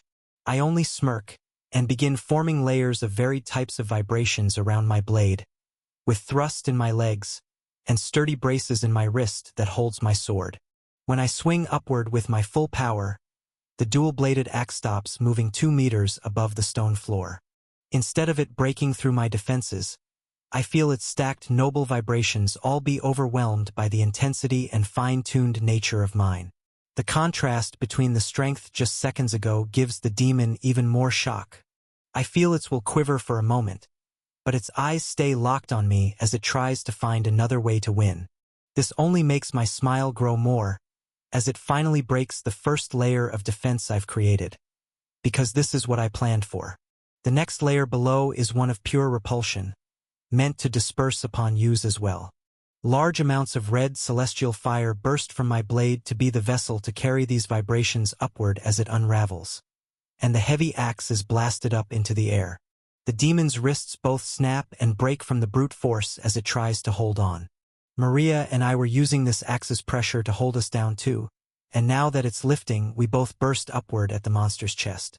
My cycle is still at its peak, so I land a full-powered slash across its chest. With only sharpness, attack power, and fire to burn anything in its path on my mind, a bright gash opens up from its hip up to its shoulder, spraying celestial energy into the open air, exposing its cores and sending the demon flying backward out of our ether senses. Only a trail of celestial energy on the floor, covering more and more text, leads us to our prey. We land and shift our positioning again, as Maria's cycle is coming next. Yet, as we jump forward to follow the noble demon, a new sight comes into our view. The demon's cores are both fractured, but it managed to survive. Still full of confidence, it picks itself up off the ground with its axe as leverage, and gets into a fighting stance again. This isn't what my eyes are locked on. Its bonded dragon opens up its wings behind it, showing a wingspan outside of my ether senses. It must be at least 100 meters wide. Yet not even this is what holds my gaze. It is a large cylindrical pedestal that stands between the two of them. They appear to be guarding it. The ground in this area is covered almost entirely in claw marks, soul weapon clashes, and broken stone. Countless battles have taken place this far from the stairs. Yet the cylinder is spotless. It stands about 10 meters tall and 4 meters wide. There is intricate writing all over it, and resting on top, there is a small artifact. It looks to be sphere-shaped and glows with a faint white aura. Chapter 890. The sight of the enormous dragon would normally shift my mindset in battle, especially the fact that it is saturated full of dense white celestial energy with purity greater than my own. Even the noble demon that runs forward at us again, its vibrations heightening in intensity. The facade it was putting out before, telling anyone and anything to challenge it, is completely gone. Now there is only primal anger and the strength of an animal putting its life on the line to protect that pedestal behind it with its life. This only makes the faintly glowing soul artifact on top of it look more attractive. A flash of blue and red pulsing celestial energy arcs upward, completely avoiding the demon's incoming axe strike as we fly through the air. Maria's blade connects with the center of this demon's forehead and slices a deep slash through its skull. Bright white fractured bone explodes into the air with waves of excess celestial energy. But the upward swing and pivoting stance of this demon's axe forces us to use one of the demon's horns as a foothold and bounce off it out of the way. Bright blue celestial energy, sparkling with rainbow source resin, spreads and freezes through the demon's exposed brain. The waves of layered royal vibrations, even as we fly away from the demon, are strong enough to overpower this noble's defenses and dull its mind. It opens its mouth, letting out what looks like a roar, and the noble vibrations in its body become sharper while the celestial energy is becoming chaotic. Large amounts still flow out from the wound I gave it, and now it's working with a brain that is slowly freezing to ice. When we hit the ground by its side and my cycle comes around, I'm full of energy and confidence to try out a move I was thinking about all the way over on the flight here. The attack Maria just released showed me to an even deeper extent what is possible, and I can't keep a smile off my face as we jump off the ground again. My blade is growing hotter and brighter as we fly through the air, and the demon's head has turned entirely to ice. The fury-filled eyes from before are frozen blue, and it's waving its axe around blind, using instincts alone to defend itself. Even its movements are slowing. I'm pretty sure if I didn't even attack now, it would die in a few seconds anyway, but I want to absorb its energy. The demonic dragon behind it lunges its open mouth downward at us to try and block my kill shot. But this is a perfect opportunity to test my attack on a target with more vitality. I shift the focus of my full-powered attack upward and swing my soul sword across my body, still over 30 meters away from colliding with the dragon's open mouth. A vibrant wave of crimson celestial fire erupts from my sword. I feel it tremble in my hands, as it's activating its latent abilities to an extent, despite no access to the system. It feels as though a small portion of my consciousness rides in this wave of fire, because as it expands and collides against the dragon's head and upper portion of its neck, my ether senses expand. I can see the entire magnificent winged creature, and far further past the monster too, showing me even more of this flat stone we stand on, much further than my natural ether senses should allow. The dragon is completely caught off guard by this display, and its lower jaw is burned through by fire wrapped in my royal vibrations dozens of times over. It doesn't slow down at all on first contact and slices through its neck as well, in a clean line, with enough momentum to continue flying out into the endless void behind it. The dragon's head topples off its body, and I can focus on my main target again. I slice downward with the remainder of my cycle strength as Maria and I land on the demon's chest. Her ice has now frozen its entire head, moving down to its shoulders, limiting its axe's movement. If you encounter this tale on Amazon, note that it's taken without the author's consent. Report it. I slash my fiery blade across its already fractured cores and shatter it to pieces. The demon falls backward while we stand on its chest, and its head shatters to pieces on the ground. Both of its long horns crack off, with their bases glistening with Maria's soul energy, and its axe slams to the floor beside it. This is paired with two more silent thuds, as the dragon's flaming head hits the ground behind the pedestal, and its massive body tips backward, dead as well. The surge of celestial energy, and far more dark and black essence I was hoping for, bursts into me, and the celestial energy surges through Maria seconds later. The memories, however, are slightly less fractured than other demons in this abyss. I can actually make out some of the battles it's had here, protecting this artifact. Many of them result in the slaughter of stronger first-class demons or weak nobles. However, a few end in other strong demons kneeling before this axe-wielding giant, and it's sending them out into the abyss in an organized manner. The exact details of why or for what I can't make out, but I know they were looking for something. The further back its memories go, the more shattered and broken they become, turning only to instincts and emotions. Yet, I can tell it's been thousands of years at least in the conscious memories, so whatever its life was before, maybe it was even longer. At the same time as these memories stop flowing through me, the slash of red celestial fire I sent out from my blade circles back toward me.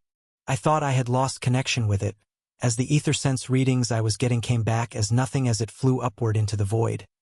But it comes back like a boomerang.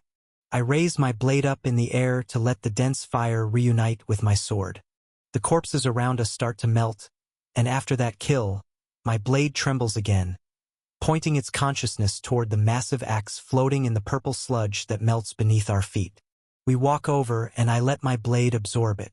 It glows even more vibrant, as this is an extremely high-quality material. I feel its leftover noble vibrations even after death still imbued in this white material. They are completely devoured. The massive horns at the base of the pedestal give off a similar strength and aura.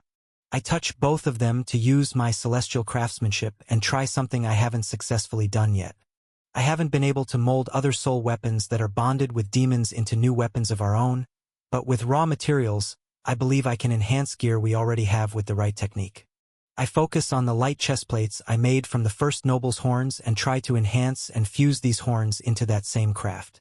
The huge celestial energy saturated pieces of bone before us melt and turn to red and blue celestial material, and bond with the armor we have on. It becomes thicker, denser, and even grows downward to protect our lower backs and abdomens as well. Our new understandings in royal vibration manipulation seep into this craft as well, adding layers of intrinsic defense and strengthening the craft further. An overwhelming aura of defense floods through both of us once the craft completes. The shockwaves push all of the decaying avatar remains away from us in a small circle to leave us on the plain floor below. Both of us let our soul swords disappear and fall back into our souls, then jump upward, landing on the edge of the pedestal. Looking down, my gaze is fixed on the smooth orb in the center of this circular table. It's actually made of a glossy black stone as far as I can tell. The light white pulses I sensed before are coming from deep within it. There are small dots from varying distances from the surface. As we take a step closer, two large dots right in front of us become slightly larger. Another step closer, and they become larger and brighter again. I raise an eyebrow and feel that Maria is equally as curious. We step to the side, and the two white dots follow us. I see countless tiny smaller white orbs deeper inside, like they are far away and dim. It makes me remember the dozens of demons and dragons we passed on our way up here. As Maria and I continue moving and the dots follow us perfectly, glowing brighter with intensity the closer we get, it all becomes quite clear. This is some kind of celestial energy radar. It detects anything and everything living around it. But why would that demon and dragon stand here protecting it for thousands of years? Something like this wouldn't be worth guarding with their lives. Plain ether senses can do the same thing. We continue walking back and forth for a few more seconds, then make our way all the way around the other side of the circular top of this platform. My stomach drops at the sight, as there is a massive glowing white orb pointed right at us. We both turn around, looking deep into the darkness and summon our swords again, but I sense nothing at all. Not celestial energy, not vibrations, nothing. We wait a few seconds, but it's truly nothing. Then, as we turn back to the orb with suspicious looks, the carvings on the flat surface of this stone cylinder catch my eyes. There is a thin, but clearly drawn arrow carved into the stone. It's pointing in the exact direction where this massive orb of light stays steady. I look deeper at the carvings below it and try to begin deciphering some more of this text, but the light pulsing of celestial energy interrupts my focus. It's not strong. It is all just coming from one direction, the stairs where we came up from before. Maria and I walk around the orb to its other side again, and watch as hundreds of small white lights slowly grow larger. The pressure of noble vibrations that were keeping these weaker demons from making it up the stairs before have been extinguished. Chapter 891. At the edges of my ether senses, the visual of the strongest first-class demons that were on the steps before comes into view. Some are running across the ground, others are on the backs of their dragons and plummeting down through the air. After absorbing this noble's energy, my senses have expanded past 100 meters wide on every side. As they begin to make large splashes in the decaying avatar remains of the old guardians, even more second, third, and even commoner demons begin to flood in up the stairs behind them. I look back at the black orb artifact and see more and more of the white dots on it getting larger. Not only that, but far more than the few dozen I passed show up. There are hundreds of these dots closing in on us. Maria and I summon our soul swords again, and jump up in the air to counterattack the first incoming first-class dragon and demon that fly down at us. While slicing them both in half, I smile, but roll my eyes as well. These monsters were too tired or focused to bother attacking me on the way up, and I spared their lives. Now, they're wasting their second chance just to get closer to this treasure. This is all I think about while streaks of red and blue celestial energy burn through and freeze demons as they all come racing in with only a single goal: getting as close as possible to this pedestal. The corpses pile up, melt to purple goo, then pile up again and again. I don't know how long those stairs below lead, but the waves of demons don't stop for a full 10 minutes straight. They get weaker and weaker as time goes by, and the rewards of killing so many demons lessen too. I gain a large amount of celestial energy volume, but it needs time to be refined to be of any use. No usable memories are transferred either. However, over 1,000 horns litter the flat ground, and over 100 soul weapons lay without their wielders once it's all over. I let my sword devour all of the soul weapons on the battlefield, and I use the same craftsmanship technique on the horns of the stronger first and second class demons to strengthen our armor that did not get the perks of being strengthened like my chestplate from the high-quality noble demon's horns. The third class and commoner horns all seem far too weak to do anything useful with now. Their dim glows and less sturdy material bases would actually weaken the gear we have on if it were added to the crafts. So, with all these, I manually drain the celestial energy out of them with my palm, and very intricate probing layers of royal vibrations to quickly force out all of the white energy from inside these horns. Nothing remains but sticky dried avatar remains, and broken black horns all across this flat landscape of ancient text. We return to the pedestal with our ether senses enhanced even further, pushing out over 120 meters, but focusing most of this intensity at the black orb. Far fewer large white specks are visible on it. The only large ones are the two that register myself and Maria, and the massive one that only points off into the void. The rest look like tiny stars, like we're looking into the night sky. We both reach forward and lift the small black orb in the air off the pedestal. It is no heavier than normal stone. We walk in circles and even rotate the orb about, but the large white blotch on it keeps pointing in the same direction. This brings my attention back to the small arrow on the pedestal's top. Around it there are more of the same words that I've seen here and in the caves. But a new arrangement of words pops out when I look beneath where this artifact was resting. It reads, "Map to the temple." This does not give me much to work with either. Is this white dot the location of a temple, and that is why it's staying bright as a constant? Or is this an enemy that just happens to be far stronger than us and standing still? Maybe there is something extra we need to activate this map. I send waves of ether senses into the orb and into our surroundings, but it all just comes back as plain stone. There are no hidden monsters, triggers, or unique energy flows. Even the orb in my hand seems as ordinary as a commoner's horn. I know there is something strange about it, my instincts tell me so, but I can't sense any concrete energy readings to prove it. There is no consciousness present in the device, but somehow it tracks the relative strength and distance of anything that gets close to it. After circling this cylinder of stone a few more times, I decide there is nothing more to investigate, and we start walking off into the void in the direction opposite the stairs. We wandered in the darkness for a month to find a vantage point, or some idea of what this place really is, and we've definitely found what we set out to discover. Now, we need to make use of it. Over 500 meters of text goes by as we keep walking on this flat ground. If not for the fact that there are intricate patterns to follow below us, I would have lost all sense of direction after we left the pillar of stone. The orb we carry points its white dot forward to confirm that we're moving in a straight line. However, we have to stop in our tracks. The text on the floor ceases, and with it, the flat stone slab does too. All of a sudden, everything stops. There is a flat dead end, with nothing but a cliff down into the depths of the void beyond it. We stop a few meters from the edge, and I push my ether senses down, but even at the far edges, there is nothing but a flat cliffside, dropping off far into the darkness where we came from below. The white dot points into the abyss. I retract my ether senses from pointing down, and focus far more on the text below me, scanning every symbol, carving, and letter to try to find more clues. but it all looks the same. This far from the pedestal, there are many more small depictions of the long-armed and long-legged creatures all walking in single-file lines through rifts in space. There is even an abnormally large carving, almost the same size as the demon and dragon being pulled apart by dark hands I saw before. This one is of about half a dozen void creepers looking down at a sideways spiral.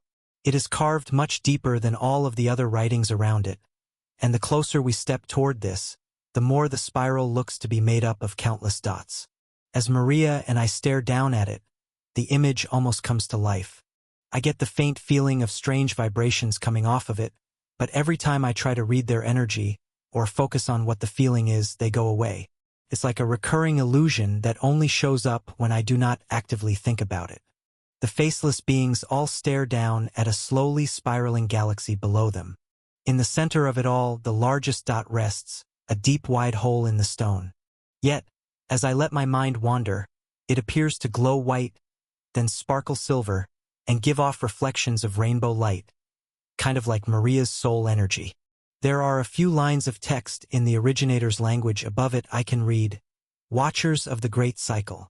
We're lost in thought for a few minutes, admiring this carving. But I'm distracted again as the outer edges of my ether senses pick up another oddity near the ledge of the abyss, far from where we have searched so far.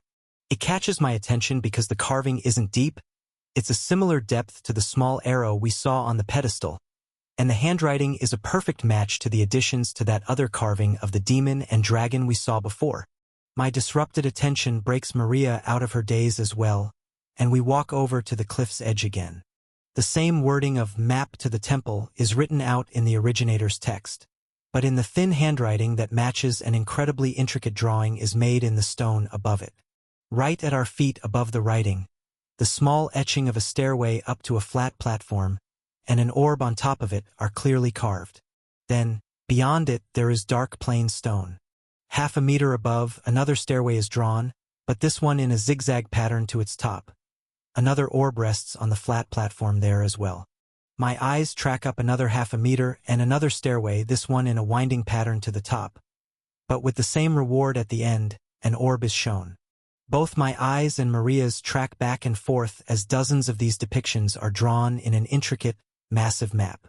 There are carvings that look like massive cliffsides to both sides of the winding path of pedestal checkpoints.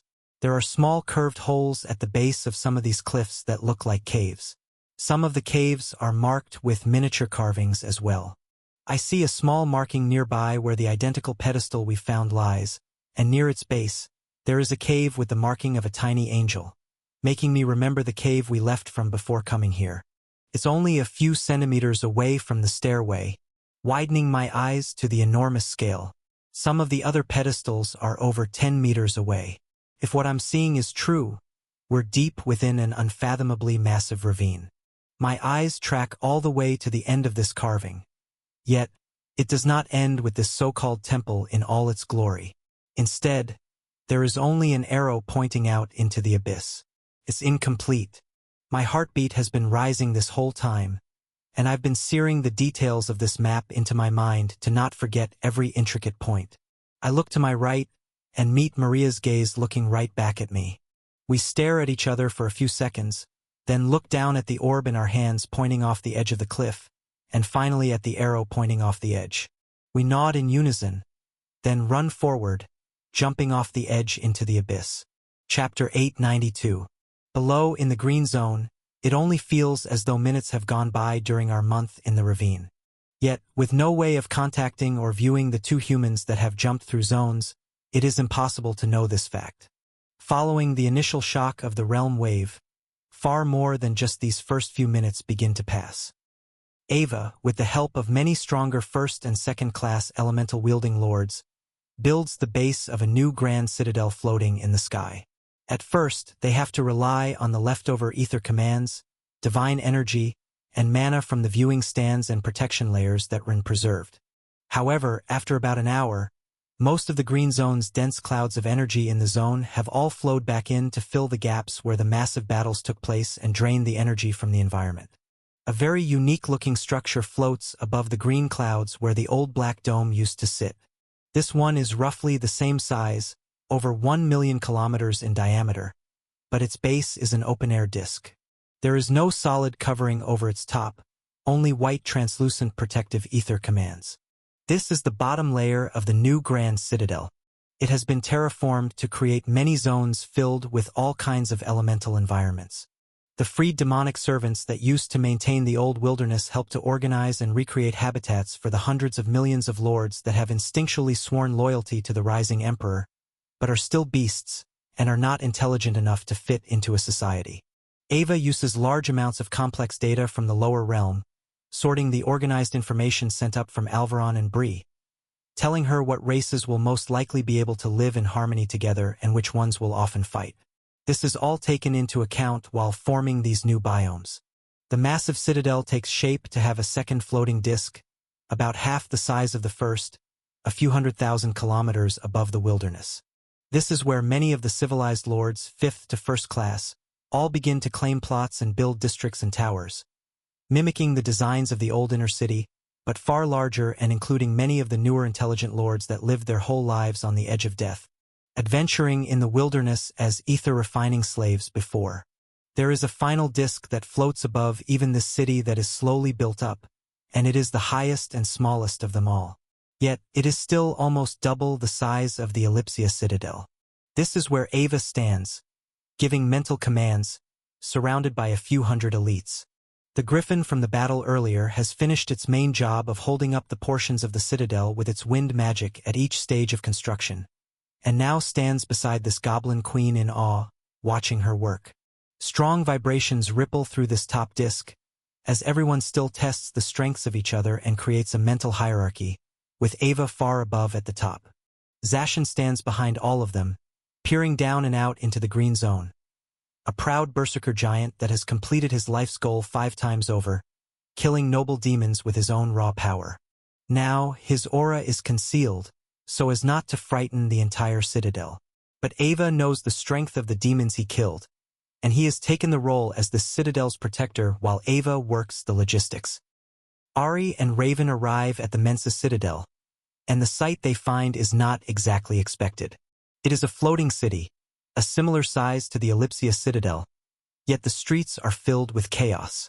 There are a large number of avatar corpses lining the roads, and it's simple to discern that they are demonic servants, and even some demonic beasts. When the 2 humans, carrying long swords and a bow, descend to the edge of their home, they're met with suspicious glares. However, the leaders of a few large groups that seem to have led the attacks on these servants and beasts are berserker giants. They are not elites, nor have they awakened any path, but a resonance in their souls gives off readings of familiarity with the 2 humans that stare down at them. Lower your weapons. These are generals of the rising emperor. Can't you see? A yell comes out from the crowd, and many check their systems. Raven sends an alert to all of them to prove it, but Ares' gaze still dissects the crowds and the city far beyond the group that came to meet them. He eyes the demonic beasts that have been slain and wonders where they came from. Unauthorized use. This story is on Amazon without permission from the author. Report any sightings. This is the home base for the high noble demon that was conducting all of these tests with his transfusion skill in the first place. Ares' aura grows in intensity as he activates his greater spirit form to multiply the borrowed stat's power, and stares deeper into the citadel. It feels dark, and the countless years of oppression in these streets can be felt. It is quite ominous even after their leader has died. He nods and sends Raven a mental message. See what Ava has begun to do? I think this place needs to be reconstructed too. Make sure all the citizens know what is about to happen. I need to take care of that demon's leftover projects. It seems not all the beasts have been killed. He flies over the crowds, straight to the central tower of the citadel, and opens up its locked ether commands to let himself inside easily. The archer flies down to the lowest floor of this tower, that is thousands of kilometers below the street level of the citadel, to open up the massive chamber blocked off by high noble-grade barriers. Inside, there are thousands of demonic beasts. Ari can sense dozens of other smaller structures like this with weaker barriers in other parts of the city, which is where the strays must have escaped out to be slaughtered before. You're not enemies, he whispers, scanning the massive pit. While thousands of demonic beasts look up at him, there are tens of thousands of corpses beneath them. The wave of royal vibrations from the rising emperor's fight before managed to even seep through these walls, tens of millions of kilometers away. Those that did not submit were killed. Those that did are here. They were just mistaken for enemies. Ari smirks and closes the ether commands of the door behind him, making sure not to let any aura escape to the citizens above. Then, he lets his vibrations, and thousands of light purple spirit hands, burst through the room. All of the demonic beasts' mad animalistic reactions to an intruder cease the moment they realize this being above them is related to the one that they swore their loyalty to in order to survive. Abby rides on Seraphel's head as they fly above the green clouds. The fortress citadel appears, revealing many strange ancient cubic-shaped structures all over the sky. It is the storage citadel that has stood in this zone, even here when this blue wyvern first arrived himself, and it doesn't look like it's changed at all. When they arrive at one of the entry points, the thick layers of ether commands send notifications into their consciousnesses as if this is just a normal arrival at the fortress. However, once they arrive at one of the contact points where thousands of guards are lined up at the front-facing wall on small platforms, a few hundred kilometers apart, it is clear that this is no normal arrival. Information streams through both the healer and wyvern's mind, pinpointing each of the guards' names, home world, and all of their vital information. They too were affected by the massive burst of royal vibrations in the battle today. When they touch down in front of a straight-faced high orc, Seraphel returns to his lowest energy cost form, and reverts to the blue-eyed human form he acquired after soul bonding with Abby. The two of them walk forward, and the guard nods. This is the same guard that welcomed the two red ogres into the fortress to receive ASIC and Torvax items from long-term storage, and allowed them to drop off Ember's package without any issue. The corner of his mouth curls up as he speaks. Seraphel, it's been a few wars since I've seen you, hasn't it? He nods back. It has. Hopefully that was the last. Then looks up at the citadel. Well, the last in this zone at least. I need access to my old vault. Can you bring us to it? The guard enters a few commands into his system, and the door behind him begins to open. Of course. The green and blue-haired humans walk into the maze-like passageways of the ancient fortress citadel. Beneath the Grand Citadel, while progress is being made all over the green zone, Ren and Ember are still in the same position.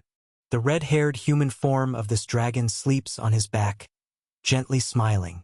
There are countless stacked glyphs and runic arrays glowing beneath him.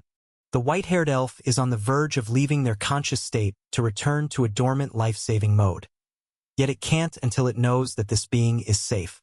A full 1% of borrowed stats from the new administrator role is being used to its full potential, and waves of warm vibrations fill the air, vibrating through the bottom of the zone. Despite the clouds all closing back in to cover the sky where the Grand Citadel is rebuilt, the white glow is strong enough to become visible through them after a while. It gets hotter and more intense as over an hour passes. The elf drains all of the ambient energy from the surroundings, and finally the growing number of arrays stops stacking on top of each other. They all pulse and spin in unison. Then a bright white pillar of light bursts up from them. The most intense portion of the hot white vibrating light focuses on Ember's chest, but the excess waves of energy surge upward and through the bottom of the new Grand Citadel. It doesn't affect the structure at all, but does surge through a few 100,000 lords that happen to be in its path. All of their eyes widen in awe as their bodies are filled with energy. All of their fatigue, mental fog, and avatar damage that has ever been accrued in their lives is instantly healed. Many of them yell out from the blissful experience, and a large amount of the lower-class lords even instantly have their potential forcefully increased. There are 5th-class lords that instantly become as strong as 3rd or even 2nd-class monsters, and many 3rd and 2nd-class lords that instantly become near 1st-class powerhouses. Furthest away at the top of the citadel, all of the elites that stand in tight circles are enveloped in this light, and feel their vibrations resonate on a warm and soothing wavelength. All of them fall into a daze, as if they're all sharing a group enlightenment. This is merely the result of the excess energy. Ember is receiving the bulk of this technique's power. The years of hibernation his body and mind were prepared to be subjected to are being internally fast-forwarded, as he allows this familiar white aura into his soul. The maximum output of this burst lasts less than 30 seconds, and it expands outward as it's released, spreading weaker waves of white light all throughout the citadel, and even far out into the green zone. All of the arrays shatter at once, and Ember's eyelids begin to move while his fingers twitch. A wave of silver threads ripples through his body, and information about his soul bond begins to echo into his consciousness. The dragon's crimson eyes open wide, and he stares upward without moving at all. The center of his pupils shimmer with golden and silver threads as he stares deep into empty space for a few seconds. When he blinks again, his eyes return to a plain crimson, and he sits up to catch a small white-haired elf's limp body before it hits the floor. He stands up with Ren in his arms and slowly walks toward the reactor at the bottom of the green zone. So that is how it's going to go. Maria has finally begun to embrace her path and started to interfere with the system too. Maybe it really will be the last reset this time. Chapter 893. Less than 2 hours have passed in the green zone, but below in the lower realm, time moves much faster. Over a week has passed. There is no visible realm wave in the origin plane, so other than a select few that have higher access within the worldwide connectivity interface, the majority of living beings have no idea of this shift. In order to communicate and track the passing of time, Bree and Ava send messages back and forth in a similar fashion to the first realm wave when the generals were cultivating to compress and saturate their true cores. Updates of mass information gathering, and the extermination of demons sworn to the 5 great families throughout the lower realm have begun. Receipts and some recordings of Fisher and Lydia taking over hundreds of worlds that have been captured by thrones are sent up, as well as many confirmations of knights clearing labyrinths on worlds that were soon to be harvested. There are many star systems with more than one planet with life, so in addition to hunting demons, many knights reach out to make peaceful relationships with new worlds and offer them a connection to the growing empire. A report is sent back on the 3rd day of a small 5th-class goblin world that swore loyalty to the rising emperor. Once over 50% of their awakened citizens linked to the system, the entire world was claimed and received the perks of being fully connected, even without a throne or representative in the upper realm. This realization added another great talking point to the Galactic Trade Commission's meeting, led by Bree and Alvaron, as they hosted a conference to outline what this new era has in store for over 1 billion world leaders. Using 1% of the borrowed stats and enhanced mental calculation speed, Alvaron is able to split his mind into millions of parts and hold basic conversations with individual planet leaders to do an in-depth personalized Q&A after the talk. The number of linked worlds slowly rises after this meeting as the rising emperor's reach spreads through the galaxy by word of mouth. Yet, no one, not even the admins or generals, can sense his presence in the system any longer. To many of the new citizens that swear their loyalty, he is almost a godlike figure, where many do not even know if he truly exists, or if this is just how the system itself works, and they've finally gained access to another layer after being in the dark so long. Pluto returns to the demonic realm and fabricates a report about a failure at the Great Belt of Brimia to the leaders of the other 4 families, just as ordered. The chaos of the Vermilion family's tower going dark, and the confirmations that many squads all over the galaxy are being targeted and hunted down, make what he is saying very believable. As days pass, it is not out of the ordinary for many squads to come back using emergency teleportation devices with horrible battle injuries and most of their squads wiped out, or just none to come back at all. Pluto finds himself slowly moving up the ranks and sitting at the table of generals in the Vermilion family's army now as a permanent soldier, as they are losing troops and need all of the true cores they can get. Little do they know, he is patiently waiting and following orders, leaking battle plans and sensitive information whenever he can get his hands on them to Bree through an advanced administrator channel. Even as over a week passes after the Green Vermilion Tower went out, there has still been no communication from any of the 4 remaining family heads yet. They have all gone silent, and the entire demonic realm has gone on edge because of it. While hours have passed in the Green Zone, and over a week has gone by in the lower realm, over a year passes in the ravine of the Cyan Zone. After jumping off the edge of the first staircase's platform, we fall back down into the abyss where we came from. Using small amounts of celestial energy wrapped in layers of royal vibrations, we're able to step on the air and slow our fall with ease. Flying upward in small sprints is even possible, but it drains a considerable amount of celestial energy. Unlike divine threads that are abundant in the atmosphere, and vibrations that can't actually be exhausted, celestial energy that leaves our bodies is lost from our pools. The bottom of the abyss is a few kilometers below, as expected, reinforcing the fact that the map carved into the stone above by a mysterious, lighter-carved handwriting is telling the truth about the placement of these pedestals, and also that there is a temple at the end of all this. Though, it also means they know something about Ember, the Fallen One, and somehow my Rising Emperor system is related to all of this too. I certainly have time to think about this as we explore the darkness, using the orb to lead us in the right direction. It works as not only a compass through the bottom of this ravine, but also as an enemy detection system. There are demons lurking all throughout the darkness, appearing every few kilometers as we walk. Most of them are commoners and third class, but occasionally stronger second and first class pairs appear. The majority of demon and dragon pairs we find are covered in battle scars and look tired and hopeless, as though they have been down here all their lives. The horrific battle instincts and shattered memories I receive after every one of their kills make me believe it's true. Every new massive staircase we challenge is met with the same exact pattern. Atop it, there is a strong noble demon, and on the steps leading up to it hundreds and sometimes thousands of weaker demons try to overcome and challenge the aura. Every battle ends the same.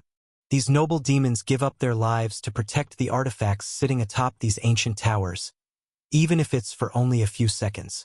They all look exactly alike, small black orbs about the size of a human head, and point toward the nearest living creatures, with a single larger white point leading off in the same direction. All of them have the simple message of map to the temple below them when I lift them off their pedestals. We kill tens of thousands of demons and dozens of nobles. Every noble's horns are used to craft and strengthen new armor, covering our bodies and enhancing our strength, speed, and defense. All of the first-class and noble-grade weapons are absorbed into my sword. Our royal vibrations are refined to such an extent that we don't even need to be at the peak of our cycles, and can slice through noble demons in one shot, or freeze them entirely to ice in an instant. It is clear that we are higher life forms, once the celestial energy in our bodies is equivalent to and eventually greater than our enemies. Noble vibrations cannot compare to the maturity, density, and weight of influence carried within our auras. Even a single layer of our royal vibrations begins to easily conquer and break through dozens of layers of noble demon defenses. A long shot, using a high-powered swing of my sword from hundreds of meters away, is enough to slice through hundreds of swarming demons and kill the noble guardians after dozens of these pedestals. I've tested variations of my craftsmanship skill to hone and perfect the ideal armors, and have even awakened a version of my item storage skill. Using the mental ether commands that were used in the citadels of the Green Zone, and the energy pathways that I would normally activate with mana through my system to open up my item storage skill, I become capable of opening a small space within my soul to store items. It is similar to how my soul sword falls back into my body, but with a far less intimate connection. It is more like a pocket of space opens up on the outer edges of my soul to store items. This is where I begin to plunder every one of the black orbs left behind at the pedestals. Not only do we leave the sludge and broken lower-class horns of demons littered across the ground, but we steal dozens of these artifacts. Exploring the endless dark ravine and killing every demonic being we see is exhilarating, and we are climbing closer to our goal with every pedestal we conquer. We fall into a flow state, similar to our first few weeks in this darkness when we couldn't even move and had to cycle energy through each other to survive. Time is passing, but the events that flow around me all blend together like I am in a half-conscious state of meditation. I cannot tell if this shift is because of the new effects of celestial energy on the mortal mind, or a Saiyan core lifting me to the state of a higher life form, or potentially the fact that we are trapped in a soundless, senseless void, and the suppression of my mind's perception of time passing by is a natural defense mechanism. There is no way to prove any of my theories, so I begin to believe it is a combination of them all. Our vibrations become more and more honed and alike with every demon we kill and step through the ravine we take. It isn't necessary to look in any specific direction in order to move a certain way. Our goals and actions become so aligned that it becomes second nature and instinctual. There is no other direction to logically take. With one hand interlocked for so long, we almost become one being. Our ether senses expand to reach over 500 meters in every direction, and our celestial energy cycles only grow faster and more efficient. We can cycle the massive amount of energy through each other about once every half a second now. However, it has been that way for the past few months. We have plateaued in our progress. It becomes very clear once we climb up another flight of steps after slaughtering the usual waves of demons. The added celestial energy from the few hundred souls is only a drop in the bucket compared to the celestial energy we have. Our facial expressions don't even move, nor do we act surprised when a noble demon near a high noble breakthrough comes out from the dark to protect another glowing orb. However, there is a small blip in our mental harmony once I absorb its demonic essence. This happens every time we kill one of the exceptionally strong nobles. It is because a tiny fluctuation in my demon's core reminds us both that there is still one small secret within our souls that the other does not know. This time it is an exceptionally large blip, but we suppress it like usual to stay focused on our end goal. When we lift the orb from the pedestal and store it away to follow the thin markings to find another map, the disruption of our harmony is broken twice in less than a minute.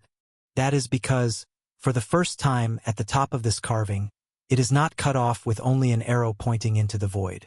This time there is an end to the map, and it is an extravagant picture of a raised tower with multiple stairways leading up to it on all sides. The single symbol that translates to temple is above it. Chapter 894.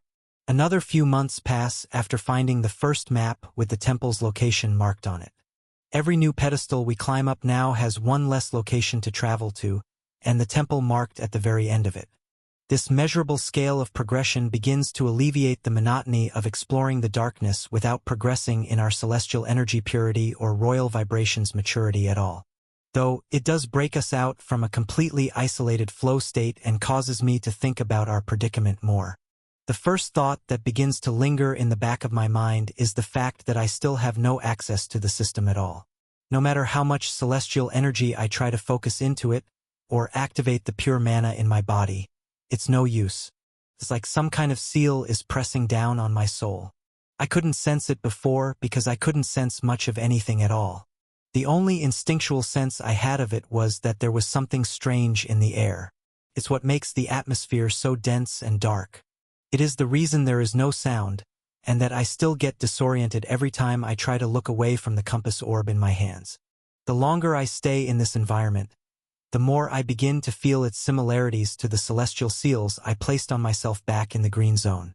Then I was doing it for my own good to stay concealed and not be a danger to those weaker around me. However now, it is like a seal of suppression is affecting every particle of air, stone, matter, and energy that exists in this zone. I cannot sense its source, or even its commands or structure. But with every passing day, this feeling grows stronger. It makes me wonder what happened to everyone left in the green zone, and if the powers that control this darkness will expedite or change their plans of sealing the upper realm from the plans I managed to siphon from Muriel's memories. One of the beings in the green zone I'm most conflicted about is Ember. Every few pedestals we conquer, a new depiction of a demon and dragon being pulled apart resurfaces. Sometimes it is just one demon or just one dragon in various scenes. The demon stabs the dragon through the chest, and sometimes the dragon breathes fire down on the demon. Other times, they too are carved sitting behind the ominous pictures of the void creepers staring down at an entire galaxy. The words Fallen One and Emperor are carved over and over in this thin handwriting near the original works. It makes me continuously wonder who or what wrote this, and why are they guiding us to a temple? Is this all the doing of a demon? A temple guardian of sorts that has a vendetta against me? Or for Ember? Maybe this entire ravine was created for this purpose alone, to be a trap for the Fallen One. Looking back in all of the Vermilion family demons' memories, many failsafes and schemes were constantly being put in place to kill Ember in the green zone, and even some in the lower realm where families have protocols to scan and snuff out life on new planets they conquer. Stolen content warning. This content belongs on Royal Road. Report any occurrences. However, if this really was the case that it is only a trap, I don't see what the purpose is behind all of these markings reading the Great Split or the Great Cycle or the Final Reset, and so many drawings of void creepers. The rarest one of all is the void creeper with wings. We only come across extremely old carvings of it a handful of times. They show up in the caves, or in faded portions of the pedestals that have not been worn by battle too harshly. They all call this monster the World Eater, and there are a few of them that swap out this winged void creeper with the black that many of the long-limbed beings praise. The first few were coincidences I could look past, but after almost 2 years of seeing these depictions over and over again, I cannot help but start to relive the moment Maria and I shared before diving into the Cyan Zone. The last moments in the light I saw of her were the bright angelic wings of her celestial energy form. Now, as this black dot keeps appearing in the cave drawings, it deviates our royal vibrations harmony more and more, because I see the black in the depths of her soul energy core with greater intensity every time. This goes both ways, in fact. Every time the carvings of a half-demon, called the Emperor, and a dragon with the name Fallen One, that many enemies have called Ember in the past, I feel the probing vibrations of Maria's soul energy cycle flowing around my demon core's outer edges. It becomes clear that our arrival here is far less likely to be a coincidence. I want to explain what is behind these protective barriers, but without releasing the corruption and resentment and rage-filled intent of Muriel back out into reality. I can't do so.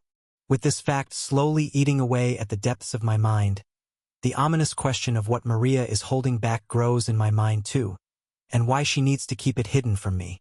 Instead of something that we can suppress, every one of the pedestals we come across brings it back up now, and the underlying tension becomes a constant. The feeling of the temple growing closer makes this mental divide more potent. However, as we've grown to know how each other thinks so well, we both know that the tension can't be broken so easily. If we could, both secrets would have been revealed already. We jump off the final pedestal with a map only showing the temple as the last lone point to follow. The pools of liquid avatar remains and demon horns are still fresh and spreading across the flat text-filled platform as we do.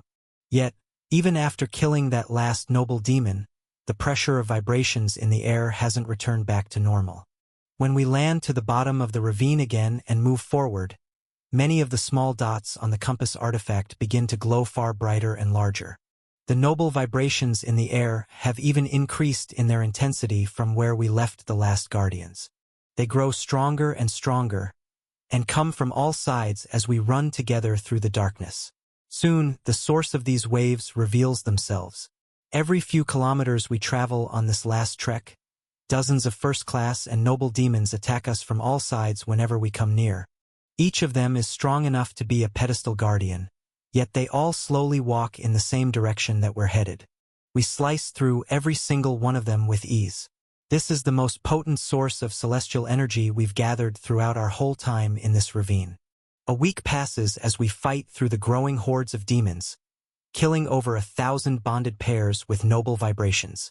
Our armor has become extremely bright and strong, and we even made some slight progress, increasing our ether senses to about 550 meters with this increase in pure energy. But we've hit some kind of natural threshold that doesn't allow us to cycle faster or refine it much further. The demons we come across start to dwindle in number, and the ones we do find are extremely strong, but look increasingly tired or suppressed. Very similar to the weaker demons on the steps of the pedestals. Instead of a constant low tingle of noble vibrations, an aura I have not felt in a while ripples through me. It is the presence of a high noble, or maybe even two of them. It's hard to tell. Though, as we slice through sluggish demons, and the visual of a staircase at the base of the ravine comes into view, I start to hone in on these auras.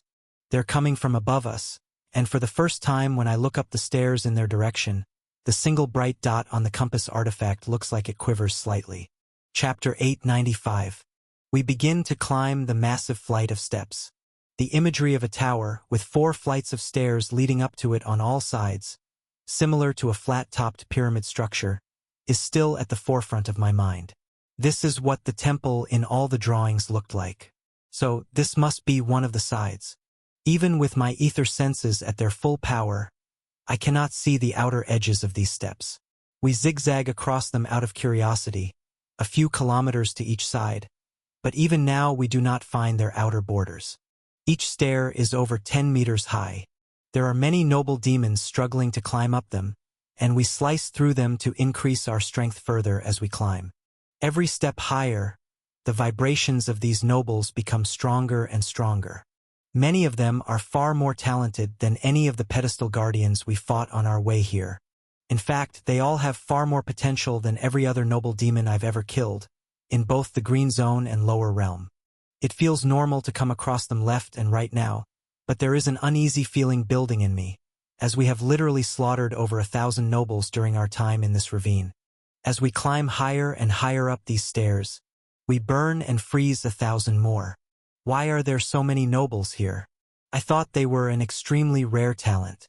From all of the memories I've absorbed from demons in the past, the number of nobles in the entire demonic realm is less than the amount I've killed in the last 15 minutes.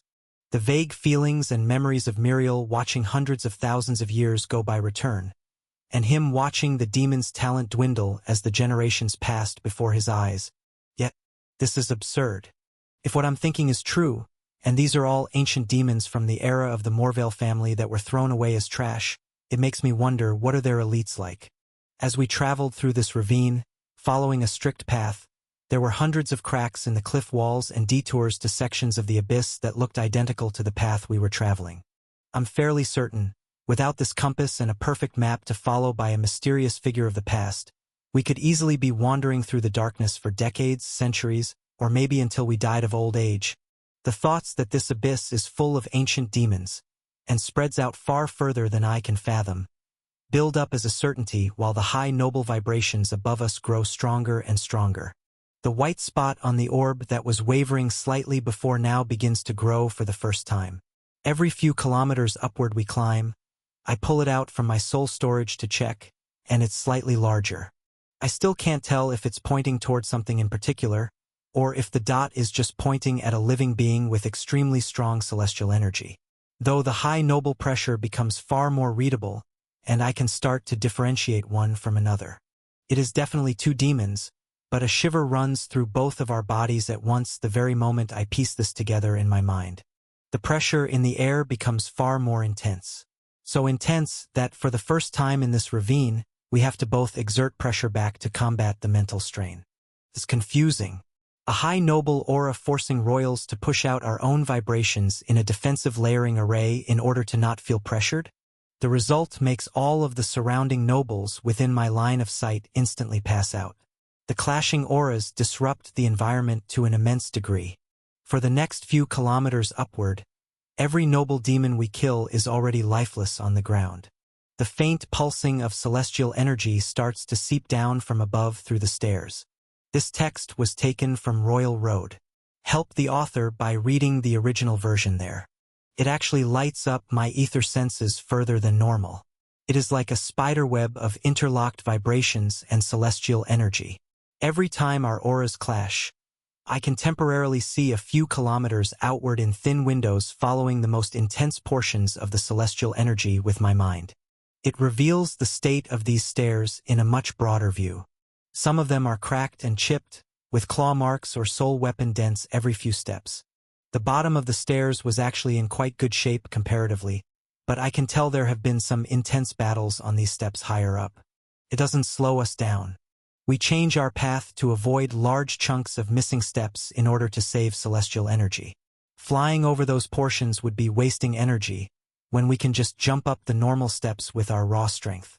The amount of defensive royal vibrations we have to exert outward continues to increase, and the massive holes, slash marks, and cracks in the stairs grow larger. A few of the obvious battle remains are enormous, stretching over a full kilometer long. They look like sword markings, while others are just massive holes like the stairs were hit by a blunt weapon. It makes my heart race more and more as we speed up and keep climbing kilometers upward every minute that passes. The waves of celestial energy are lighting up the darkness beneath our feet. The black temple shown in all the drawings now glows white. These stairs are the only bright thing I can see. Every time we take the orb out to check our progress, the dot on it grows significantly. It begins to cover over a quarter of the black ball's mass. Then it grows to over an entire side. Eventually, there is only a small black blotch remaining pointing away from the temple. When we step onto flat ground, and the stairs upward cease, the entire orb is glowing white. It has become useless. Now, the feeling of being unable to navigate the void returns. As we walk forward, I put away the compass, and we both hold our soul swords tight, staring toward the high noble waves. They feel as though they're on equal ground with us now. However, the feeling of an even greater force watching, or suppressing me, returns. I can't tell if it's paranoia or real, but I feel the sensation of the seal of darkness tighten more the closer we walk toward these two demons. I stay on guard, and feel Maria's hand squeeze mine tighter as the nerves build up in both of us. Just from their auras, I can start to picture the enemies we've been tracking in my mind, but I don't have to imagine it for much longer. Every few pulses of their energy, that reveal themselves to be slow footsteps, give me a flash of their full forms. Enormous, bulky, muscular demons, easily 30 meters tall, each walk our way. They both wear helmets, shoulder armor, and upper chest plates. Their boots make the ground shake beneath each step, and are certainly the cause for such excessive celestial energy pulsing through the stone floor. They have lower body armor as well, but there are small openings all over near their joints and lower abdomens. The demons' sharp eyes cut through the void, staring down at us with nonchalant gazes, looking down at insects that have crawled into their home. One carries an absurdly large hammer. It is flat on one end and has a curved spike on the other. He lugs it over his shoulder and walks with a slightly inconsistent step to counteract the weight. The other carries two soul weapons, a heavy one-sided axe in one hand and a short sword in the other. It looks slightly leaner and quicker than the other, but the massive axe is still supported by an absurd amount of muscle. Both of them have three horns curving out from their foreheads in the same pattern, like they are identical twins. Both even smirk at the same time as they realize we can finally see them coming. There are no dragons in sight, but I know they must be lurking nearby somewhere.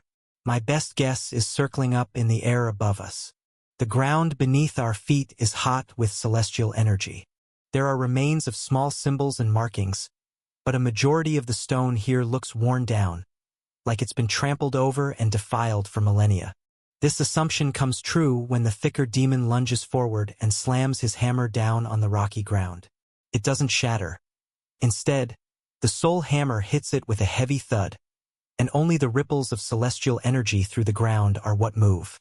They're imbued with dozens of layered high noble mental attacks. We have to use our full focus to begin imbuing many royal shields of our own to block them. The attacks don't only come through the ground, they ripple through the air in invisible wavelengths as well. This is the first time I'm feeling the full power of their auras, as their declaration to fight. Both Maria and I stand our ground, taking the mental challenge on while keeping our senses sharp and eyes forward. But it is far more intense than I expected it to be. Feels like we've been struck by a hurricane. Without the instinct to step forward into the attack, we might have just been blown off our feet by the wave. I stack even more defensive barriers than offensive attacks I can sense, and feel them all begin to be shredded through. The waves that hit me are sharp, layered with unwavering confidence. I can feel the endless refining practice to create perfect auras, and millions of battles won behind each wave that hits me. As their aura alone keeps us locked in place, using a majority of our mental strength to withstand, the second demon swings his short sword forward as well. The pair is still over a kilometer away, so he is nowhere near in range to hit us with such a short-range weapon. Yet, I watch a white curved current of celestial energy burst out from its blade, and can sense countless high noble layers of hardening and sharpness tethered into this attack. It can throw long-range attacks. None of the nobles we slaughtered on the way up here were able to release celestial energy or vibrations outside of their bodies. Chapter 896. These two demons are extremely dangerous.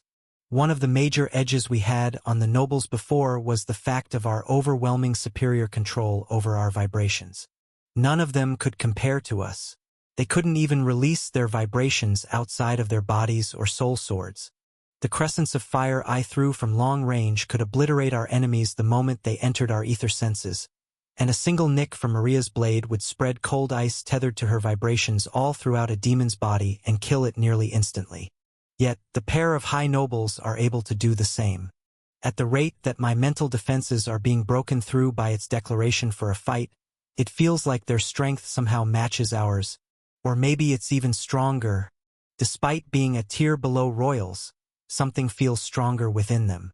The demons that take another step forward toward us have a fundamental understanding of their vibrations that we do not. It is clear. But this has never stopped us. Fighting the first noble in the abyss was an eye-opening experience, allowing us to learn that vibrations can be tethered to celestial energy to vastly improve its power. Now, even as my mental defenses are shattering, and we jump out of the way to dodge a hot crescent of celestial light thrown from the leaner demon's blade, a smile creeps across my face. This will be a real fight. When we land again, the nerves from climbing and approaching this battle flood away. A full cycle pulses through us, and we take a synchronized deep breath. It is time for battle. The demons both run forward when they watch us dodge. I take advantage of this moment and send out a burst of red energy from my sword to test their defenses as well. As this fiery slash leaves my blade, Maria's cycle begins and she swings her blade down at the white floor. In order to counteract the waves of hot energy battering our mental defenses, she sends back an attack of her own. The floor beneath us surges forward in a blue icy flash. All of the stray fragments of black stone between us and the demons start to float in the air and vibrate uncontrollably. The clashing auras make the air thick and filled with four minds burning with killing intent.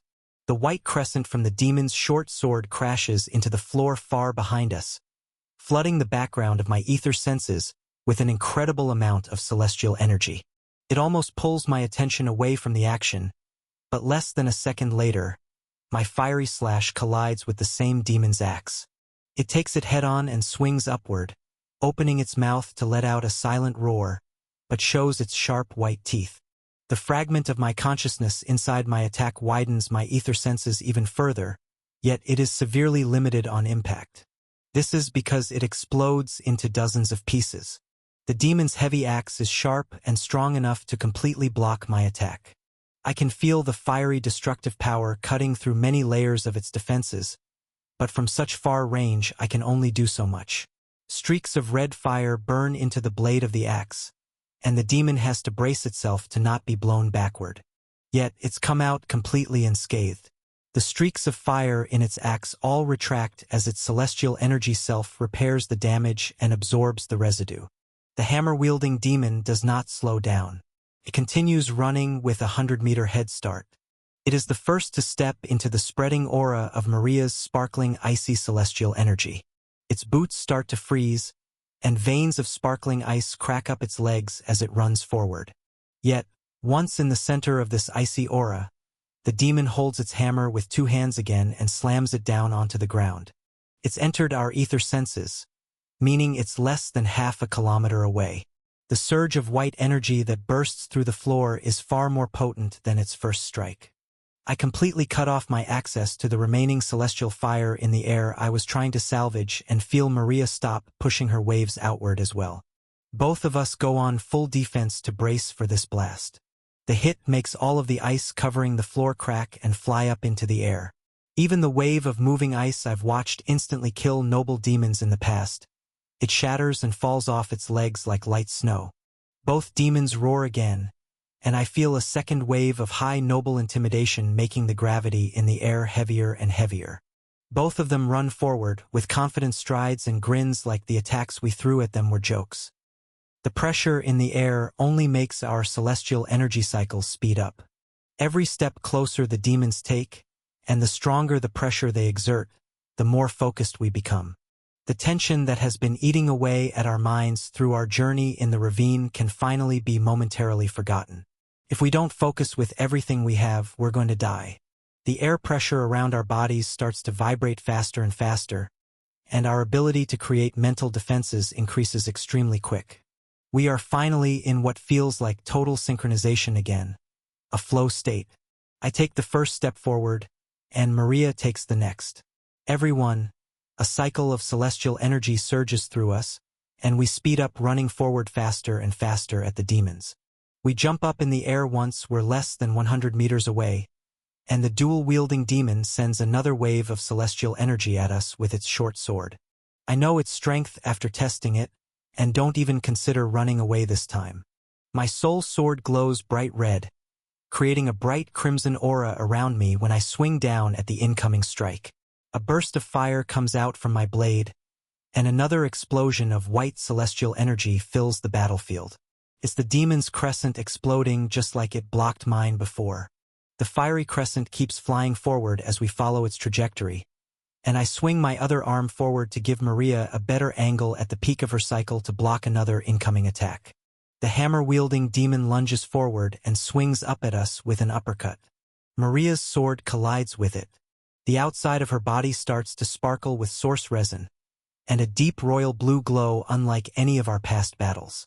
On impact, a wave of celestial energy bursts out, tethered to royal vibrations so rigid and fine-tuned, I can tell she's completely focused and intending to kill. The hammer coming up at us stops in midair, and the demon's glowing white muscles bulge and strain beneath its armor as it desperately tries to follow through with its attack. The top of its hammer begins to glow an icy blue, and streaks of her celestial energy crawl down the hammer's handle, into the hand and wrist of this demon. It feels its bones start to grow frail, and it starts to crack and bend at an awkward angle. Yet, just before the demon's arm shatters off, I see its eyes sharpen. The careless eyes of a demon having fun disappear, and it becomes serious. A completely different aura bursts through its body, starting from the center of its forehead. The air becomes even more chaotic, and the predictability of our flight path becomes harder to track. It's like we've become even heavier instantly. Even the particles of ambient energy and rock fragments in the air start to fall faster. However, this sudden shift does not affect the upward momentum of the hammer. It's like we have slowed down, and the hammer below us is speeding up. There's no way to stop it. We fell right into a trap. I thought we would just have to warm up a little, and the fact that we have royal vibrations over their high noble waves would be enough to give us time to adapt. Yet, as the flat face of this hammer collides with Maria, then me right after, and I feel a surge of pure raw power and superiority ripple through my entire being. I almost white out. We're both sent flying up in the air, and I feel the soul armor protecting both of us fracture all over. It is made from thousands of noble demons' horns tethered together, yet one direct hit and both of us are feeling the full force of this demon's blow. I watch the second demon block my measly fiery crescent with the flat side of its axe. There isn't even an explosion this time, it is just entirely absorbed into its celestial energy pool. It then throws the axe over its shoulder in a resting stance, and sets its short sword in a neutral position, as if it knows the battle is over. The demon with its hammer bends its knees, then launches itself upward, jumping up over 100 meters in the air to follow us. It's looking to finish this fight before we even hit the ground. I grit my teeth, and feel Maria become equally desperate. We felt so confident for a moment, but killing weaklings for 2 years straight may have given us a warped view of our true strength. Maybe vibrations aren't everything, they are just a piece of the whole. Our fast cycling of celestial energy back and forth slows as our perfect synchronicity wavers. The demon that's jumped upward passes us, flying through the air even faster than we are. It gets above us, and steps off the air with a precise and practiced movement. The air around its being is clouded in a white fog, and it wavers as reality bends to catch up with this strange new ability it's activated. I see so many layers of high noble vibrations stacking and tethering around its hammer. I lose count after it passes 200. The amount of power we're about to be hit with will shatter all of our armor, and probably every single bone in our bodies before we even hit the ground below. It swings downward, and for a split second I feel my connection with Maria completely sever. It's at the instant her soul energy core retracts, and her chest pulses with a black energy as dark and unreadable as the void outside my senses. The moment she does, and swings her blade upward at the incoming hammer, a blinding white and blue light surges out from her body.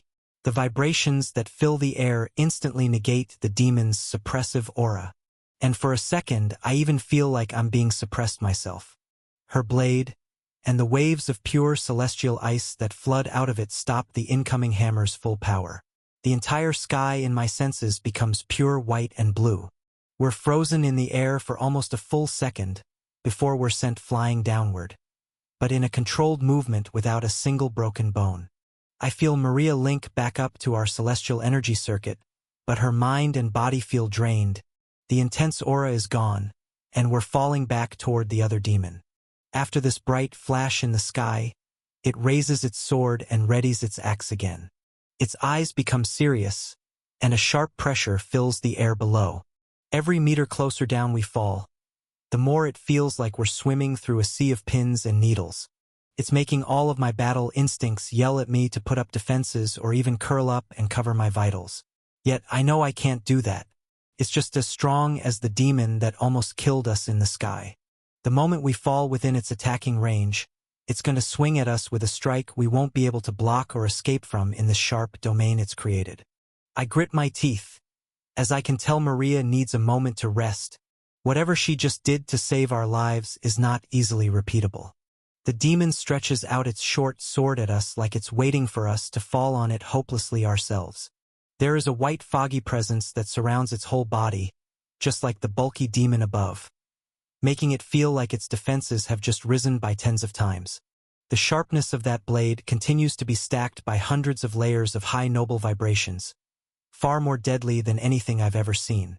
No normal attack or movement technique is going to get us out of this, so I do the only thing I have left that I'm certain will work. I'm the one to sever our energy cycling connection for a moment as we fall closer and closer to the ground. I close my eyes, take a deep breath, and focus on the power trapped within my demon's core. Chapter 897. It rests in my chest, with an invisible barrier of stacked and tethered vibrations around it. Peering into the pool of compacted malice, resentment, and rage that swirls within it makes my whole body shiver. It's far more dense and intimidating than it was back in the green zone, because the dark essence of built-up hatred for tens of thousands of demons I've slaughtered throughout the ravine has been absorbed into it as well. However, Muriel's will enhancing the demonic energy of thousands of demons isn't the most potent part. It is that all of these feelings mixed with royal vibrations and corruption that threaten to destroy an entire zone of the upper realm, they are only truly held together by my own bottled-up rage, hatred, and resentment targeted at these demons. The close-up imagery of this high noble's hammer slamming into Maria's defenseless body, and her pushing her soul to the limits to give me another chance to attack rush through my mind. It only makes the dark energy churn with more intensity inside my core. The final thing I felt through our connection before I severed it was the backlash and recoil her mind and body felt after using that blinding technique in the sky. My demon's core pulses, and an invisible ripple all over its surface allows for a small wave of this dark aura to flow out. It feels both hot and cold at the same time, traveling along my energy pathways through my chest, down my arm, and wrapping around my blade in coiling black tendrils of aura. There are countless layers of vibrations that surge through this oily energy, but even I don't have full control over it, nor can I count the layers of vibrations or fully see how it's binding with my soul's word. My whole body's celestial energy reserves begin to drain, and I feel massive stores of energy being used up. I know this is the only chance I have in this moment, so I need to take advantage of it. I slice downward and feel the flow of dark energy from my core flood out with an even more intense wave. One of my eyes begins to pulse with this black and purple energy as it starts to soak through half my body. My vision flickers, and for a moment all I see is a dark purple core in this demon's chest. The strange black waves of royal vibrations that tether to my celestial fire are so dense and sharp. The sharp and suppressive aura that fills the air is sliced right through. I collide blade to blade with this demon's short sword and watch its hundreds of layers of protections split instantly, and the dense white soul weapon shatters under the dark pressure of mine. I follow through and leave a deep gash all the way down its arm, and through its abdomen, and even slice through a large portion of its thigh before we hit the ground. The impact with the hard stone below makes my joints and bones ache on the side of my body that isn't covered in darkness. It breaks me out of the trance-like state, and I yell into the void while forcing the energy to stop spreading any further, and most importantly not into Maria. It is extremely painful, like two parts of my mind are fighting for dominance. The black tendrils are full of greed and anger, yet I fight it off as my will to win this fight with my sanity intact is still stronger. We jump out of the way as the darkness floods out of my eye, sword, and body, back into my core. A ground-shaking thud of a hammer falling from the sky, attached to a demon's shattered and frozen arm, makes our heads turn. It is followed by an overwhelming wave of fatigue, hitting me the moment the last drop of darkness retreats into my core. Though, in the same moment, our synchronicity of celestial energy starts to flow through us again. Both of our tired eyes perk up, but the shaking ground becomes even more intense. We stare forward and lift our blades as a demon with a black scar across its body now limps toward us with its axe as its only weapon left. And a one-armed demon kicks away the remains of its own shattered fist free from its hammer, while lifting the heavy weapon up in the air with its only remaining hand. The white foggy auras that surround their bodies grow, expand, making the air feel both heavy and sharp. Support creative writers by reading their stories on Royal Road, not stolen versions. This explosion of aura lets us see outward into the darkness for almost 10 kilometers in a flash of perception. And it isn't what I expected to see like what was on the maps. Behind the demons are the stairs that we walked up to get here. But behind us, there is a massive crack in the flat stone. All of the cave carvings made it look like a flat square platform at the top. Yet, from the small view I'm seeing, it looks like the entire pyramid has been cracked in half. It also means we're cornered.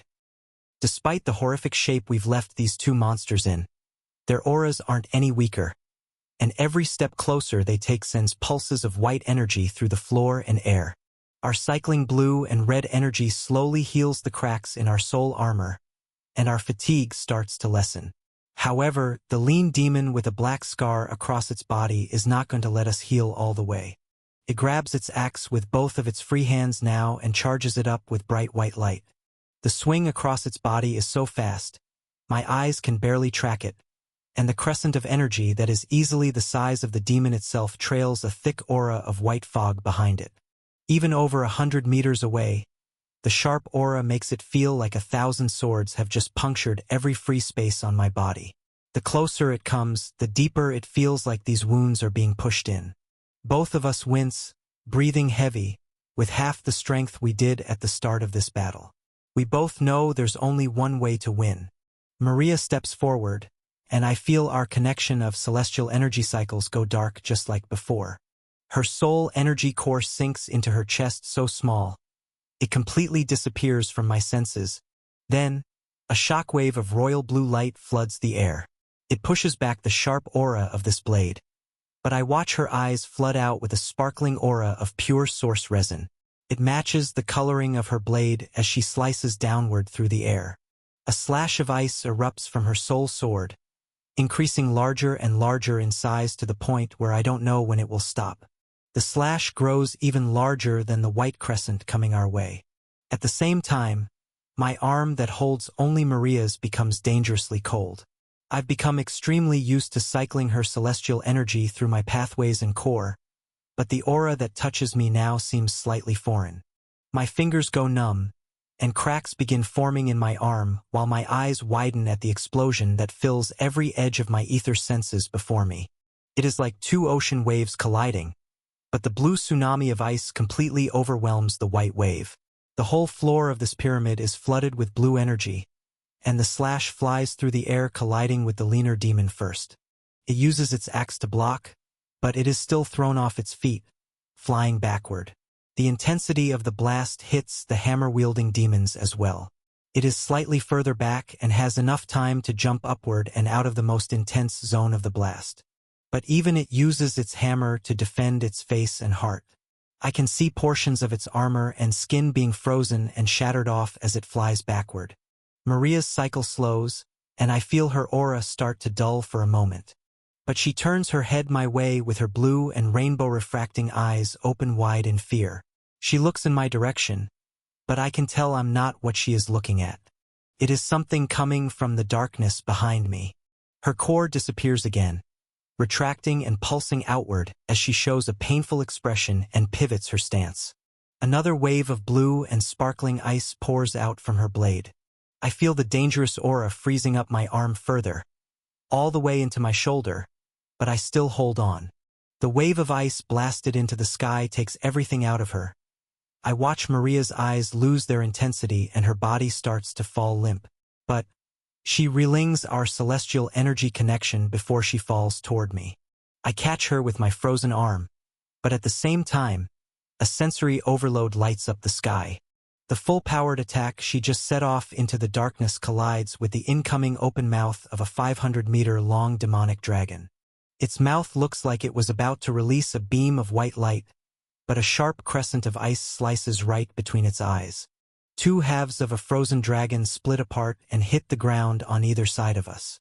The heavy thud shakes reality as a cycle of our remaining celestial energy begins to make the ice in my arm retreat and heal. The shockwaves and blinding white and blue lights begin to fade. The axe-wielding demon is frozen in place in a massive jagged crystalline block of ice. Its fear-filled expression is trapped in place as the life leaves its eyes, and half of the head of its dragon slides toward it. However, behind it, the one-armed hammer wielder still glows with a hot white aura. Above it, at the outer edges of my senses, its dragon opens its mouth, glowing bright white. The demon runs my way, and a bright burst of white light beams out from the dragon's mouth down toward me as it flaps its enormous wings and reveals the rest of its body. I know the amount of corruption I allowed to seep out last time isn't going to cut it. I barely sliced through the leaner demon's skin. The final bits of ice on my arm melt away, but Maria's body is still weak. With our cycle synced up, I can tell even if we had a few more seconds to rest, she wouldn't be able to fight again yet. I stare up at the beam of pure dragon's celestial energy coming down toward us, and the increase in gravity tens of times over as the hammer wielder releases its rage, realizing its battle partner just died. Our celestial energy connection is severed one more time. When I close my eyes, I focus on my demon's core and allow far more than just the outer barrier of this seal to dissolve. Chapter 898. The flow of dark essence out from my core is not as slow and controlled through my pathways as it was the first time. It doesn't only flow down my arm into my sword. Instead, a deep purple and black eruption of corruption floods out from my chest. It stains my glowing red body dark, and I feel it saturating my muscles and mind. The presence of thousands of noble demons' vibrations tingle through my body, and the instinctual energy control of Muriel, a true royal, flickers in my consciousness. I can feel the coils of dark energy twist and wriggle their way into my muscle fibers, and even deep into my soul sword. The vibrations that strengthen them are not only protective layers on the surface, they are tethering deep within everything they touch. The intent and confidence to kill and destroy everything in my way grows. It pushes out everything I thought I knew about my vibrations. At least, the methods I was focusing on to have them create a stronger layer of intent during all of my battles so far. The creation aspect of my path is completely suppressed, and as my entire sword now glows with a dark aura, I understand that this is what it feels like to focus on the path of destruction. My gaze tightens as both my eyes glow purple, and I see straight through the blast of white energy coming my way. I swing my blade across my body as the peak of my cycle uses up all of the celestial energy in my body. The dark essence that's flooding through me devours the fire and converts it into a full-powered mutated attack. There is only going to be one chance to take this shot, so I want to give it everything. I grit my teeth and feel the energy being drained from the tips of my toes to the depths of my core, and let it all be channeled through my sword. A dense black crescent of energy comes bursting out from my blade. It flickers like it is on fire, and oscillates like it is a living liquid, and the air around it bends as if the zone itself is unsure of how gravity should be reacting to this substance. There is a fragment of my consciousness in this slash, and for a moment, it feels like I can hear it cutting through the air, like the impossibly dark seal pressing down around us is being torn through. Yet, this is not what I fixate on as the dark wave of corrupted celestial fire collides with the dragon's beam of light. I watch it slice through the center and completely destroy everything in its path. The center of the crescent stays strong and moving forward, But the explosive weight of celestial energy from the blast on contact is devoured as tendrils of black essence burst out from the slash. It is like they have minds of their own, gravitating toward the highest sources of energy and snuffing them out before they can even light up the darkness around us. The massive white dragon that lights up the abyss turns dark. Its whole beam of light disappears, and as the slash hits its open mouth, its head is blown to pieces. The dragon flails backward, but a fast-moving flood of dark corruption seeps down its neck and begins spreading through its whole body. It is a successful first hit, but I feel a massive wave of fatigue coming my way within the next second. I just used every drop of strength and energy I had into the strike, and I can't let up until it's over. I close my eyes and watch through the dark crescent that plunges upward into the darkness. The connection with my soul sword is all I think about. Every soul weapon it's consumed over the years we've been together, and the feeling I get when I activate its full power using the system. The air around me turns dark black, heavy, and hot. I see Maria's resting face flinch from the pressure, as this is not the red soul energy she's been able to adapt to either. Just like her blue aura suppressed me, this darkness is now dangerous for her. But I can't stop. This story is posted elsewhere by the author. Help them out by reading the authentic version. The connection between the vessel in my hand and the fragment of my soul out in the void resonate together, and for a moment it feels just like the first time I linked with its core, the small black cube that would rotate around my body in its raw, uncrafted state. The crescent in the darkness curves around to return right back toward me.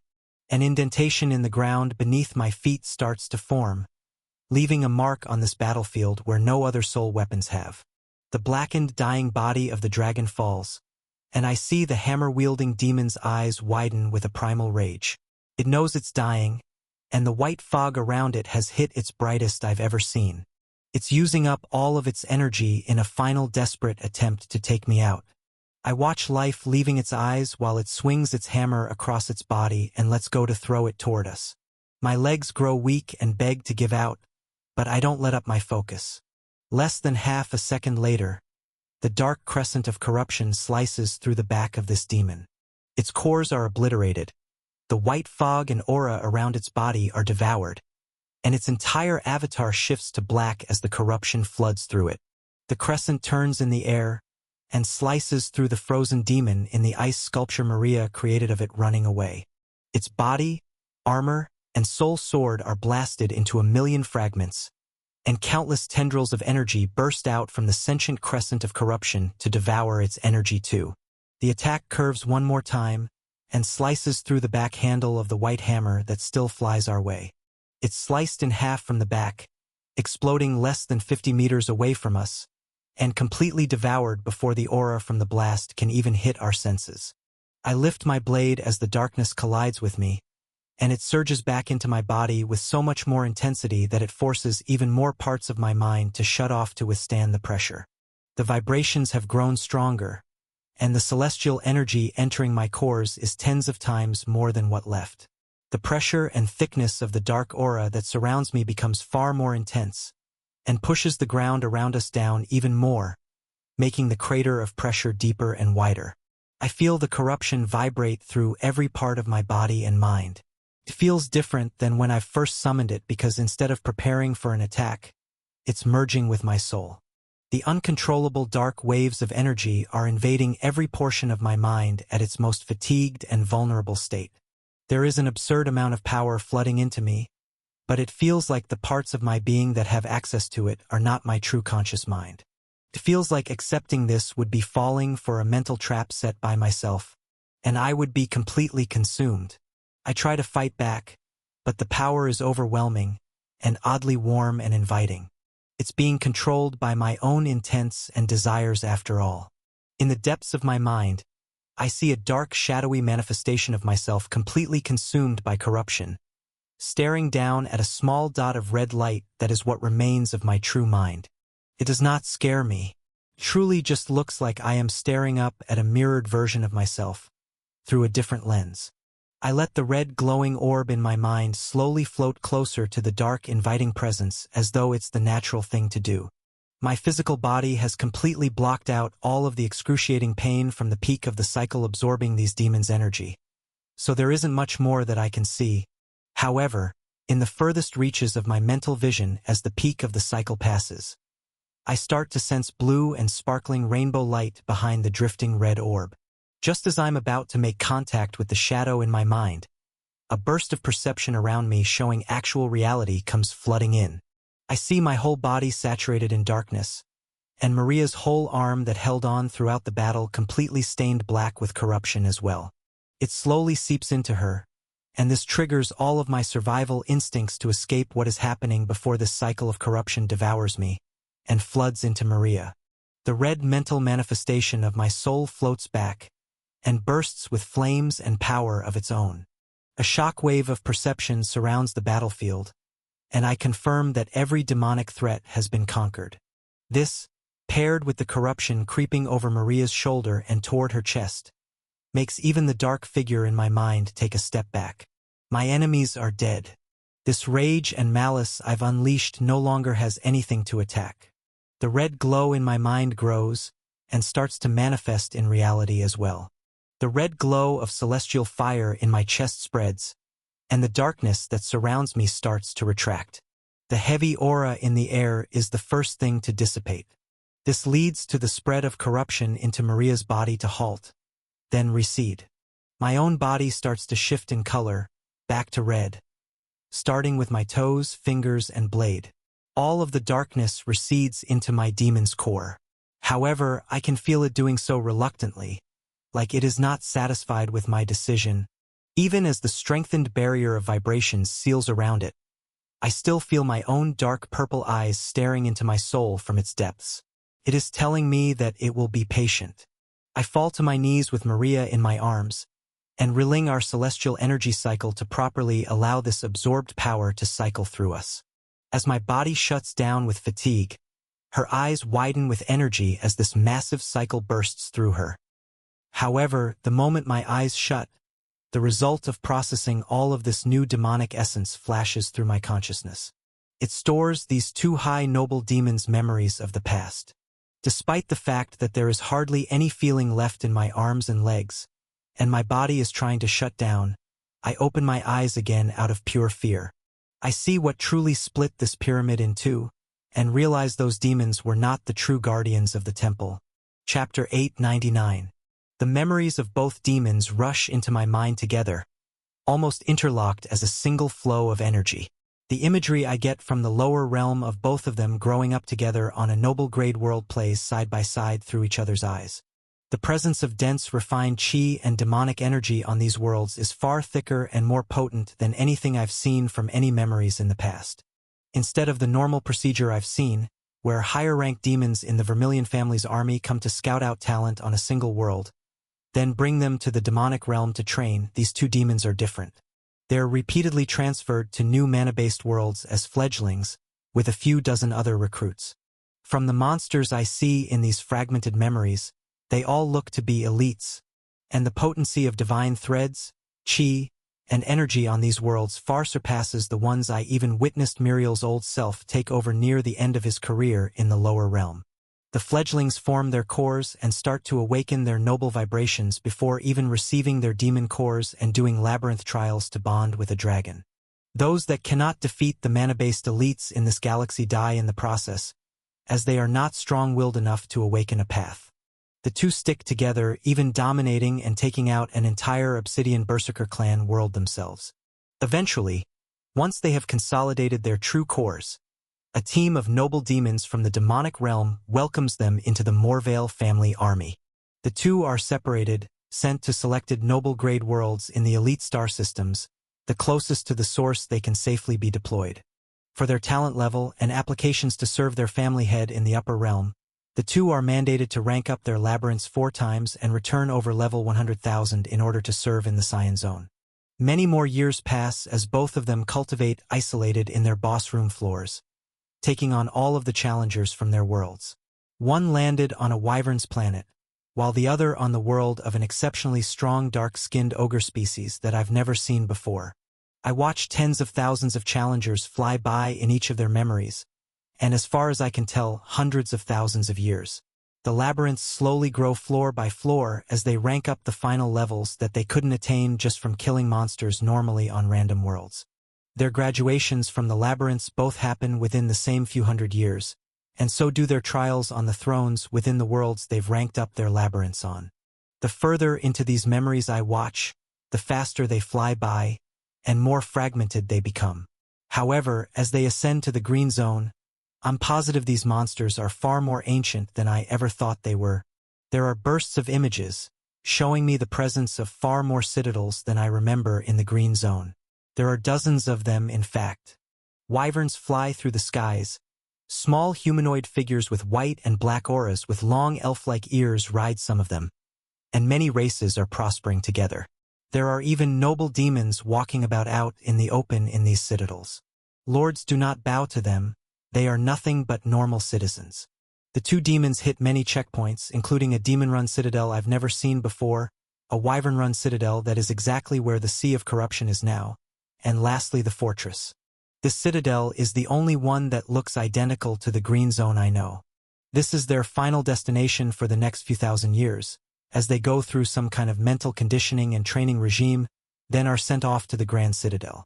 It is a white dome, and there is a massive glowing white celestial wyvern that seems to be its ruler. The two demons are just some of hundreds that arrive here today, and pay massive amounts of medium-quality ether fragments to the ruling wyverns in order to use the realm link below their citadel. The memories have become so fractured and fleeting that I only get a few frames of the moment when they walk into a massive room holding a silver reactor, the same one below the citadel now without any change. It is built into what looks like the upper realm's floor. Impossible to sense through it, it feels like it is literally resting half in this zone, and half somewhere else I cannot comprehend. Another faded frame appears after they use a teleportation function in this reactor's room. The visuals of the many demons that showed up today all appear to be floating in a white void, in a massive circle suspended in space. Many of them have their dragons below them, or by their sides. But it is not necessary. They all float, unable to move, constrained by some kind of overwhelming pressure. A hologram of a Cyancore demon appears in their center, and I recognize it as the same Lucian Morvale I saw speaking to Muriel. His gaze spins around the circle of demons that have ascended, nodding slowly, and examining each one as they are frozen in space. Every few dozen demons he points to them, then flicks his finger upward. They completely disappear from the circle in a flash of white light. The family head's gaze falls on the two demons, but doesn't change much compared to the others. He makes a full circle, only making 5 out of the hundreds that have arrived disappear in the flash of white. He raises his finger again. The rest of you have not made the cut. Fight your way out of the ravine, and I will accept you as a general in my army. Then, flicks his finger downward. Everyone in the ring of noble demons feels an absurd amount of pressure beat down on their bodies, and tears in space open up below every one of them. I witnessed the same journey through the maddening storm of cyan threads that I had to take to get here, and this time feel the shift in direction they take. It triggers a memory within me, realizing that our path to this ravine may have been manufactured by someone else, because that was not natural at all. When these two demons are dropped into the darkness, they are not together. The memories that emerge from this journey through the ravine are mind-breaking. I knew that this must have been long ago, before Muriel's time, but as the hundreds of thousands of years pass, I begin to lose count. It could easily be over 1,000,000 years wandering through the darkness. The brutal battles these two demons go through, learning how to strengthen their bodies to deal with the pressure, draining celestial energy manually, or eating the corpses of their fallen demonic kin before they melt. Millions of battles worth of instincts and pain rush into me, becoming more fragmented and distorted the longer they last in the abyss. I see thousands of pedestals. It confirms my theory that we only landed on one of many paths.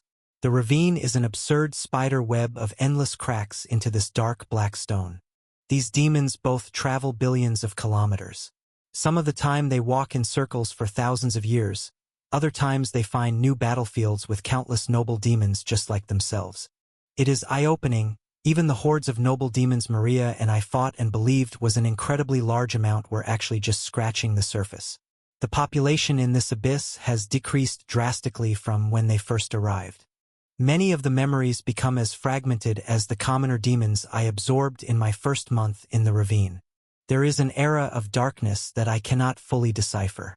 During this time, there are only a few key high-emotion spiking moments that are left in their conscious memories. That is the day both of them awakened their high noble paths. The confidence and superiority built up from wandering for an eternity through the strongest of their race has created two extremely similar paths. One that is awakened for true battle. Any noble demon that challenges them can never defeat them, because after endless subconscious reinforcement of battles it is as if the rules of reality in their minds and souls have judged that this is the truth. The other large memory they share is of them meeting each other at the top of this temple. In the memory I see, it is not broken. Even as the two begin their fight, they do not remember each other, nor do they even remember themselves. They are perfectly evenly matched. The battle goes on for years, as far as I can tell, and through every swing of their soul weapons against each other, a resonance begins to build familiarity back into their fractured minds. Yet, the day their fighting stops, and they accept each other as allies again, something very strange happens. The sound of slow clapping fills the two demons' minds. It is even disturbing to me as viewing these memories. I've been used to having nothing but their ether senses to visualize my surroundings. Yet there is still audible clapping. The air pressure becomes too hot and overwhelming for either of these high nobles to even move. The only other time they have felt something like this was in the presence of Lucian Morvale's hologram, but it definitely feels different. There is an unknown royal in this ravine. Hot and eerie vibrations flood through the air, and the two demons feel true fear for the first time since they entered that nightmare. Something that has faced this darkness far longer than them, and faced horrors they cannot comprehend. The flashing memories of these fallen demons cease because the flow is interrupted by the surge of celestial energy coming back from Maria after she finished her cycle. This, combined with the fear burning through my survival instincts after viewing the final moments of these memories. Maria starts to get up to her feet, and as a burst of energy surges through me, I heal my fatigue enough to stand as well. I could use a few more cycles to recover further, but something deep within my mind is yelling at me to run. I start to look around and expand my new upgraded ether senses out a few kilometers in every direction to find the threat. Maria feels my alertness, but she hasn't seen what I just saw. My heart skips a beat when I feel a familiar hot aura flood down from above us. I stop moving altogether once I hear slow claps echo through the silent darkness. Chapter 900. The clapping from above gets louder, and the hot aura that surrounds us becomes unbearable. It is like invisible heavy molten metal has just filled the air and holds us in place.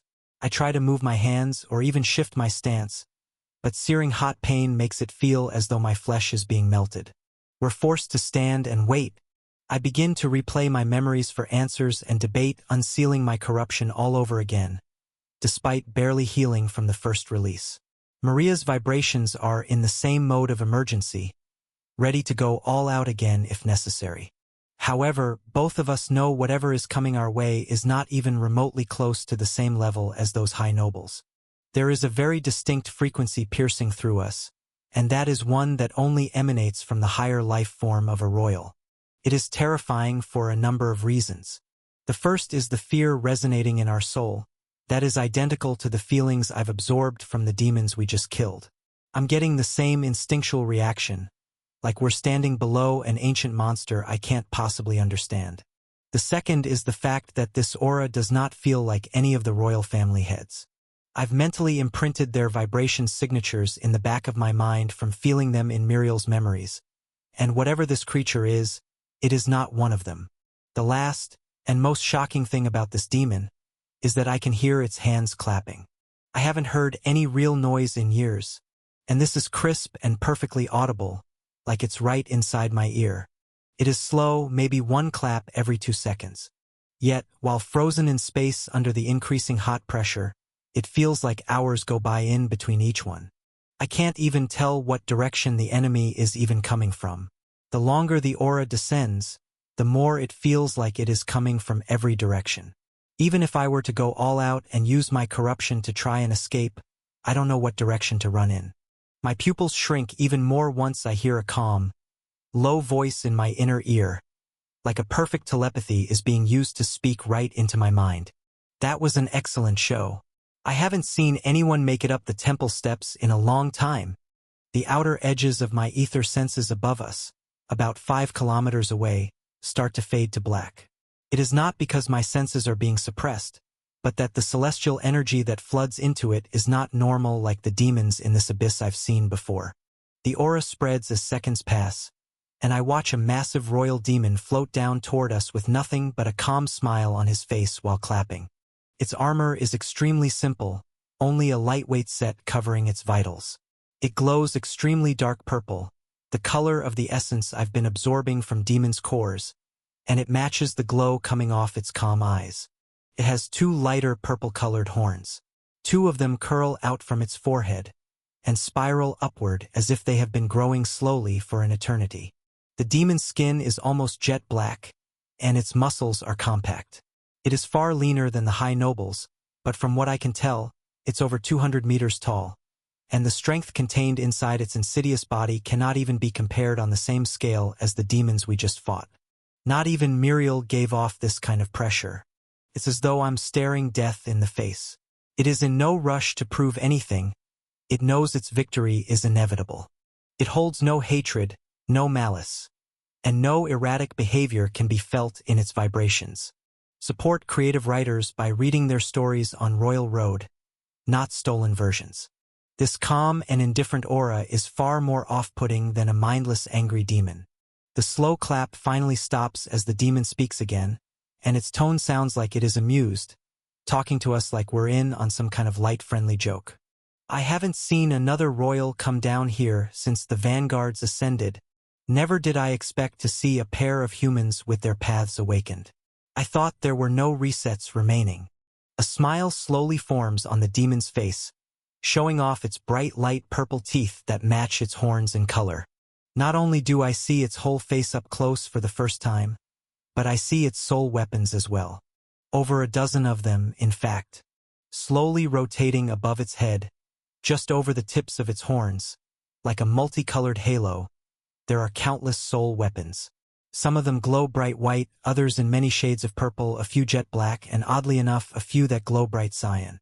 They range from small daggers to enormous axes, shields, long swords, spiked maces, and many other weapon shapes I've never even seen before.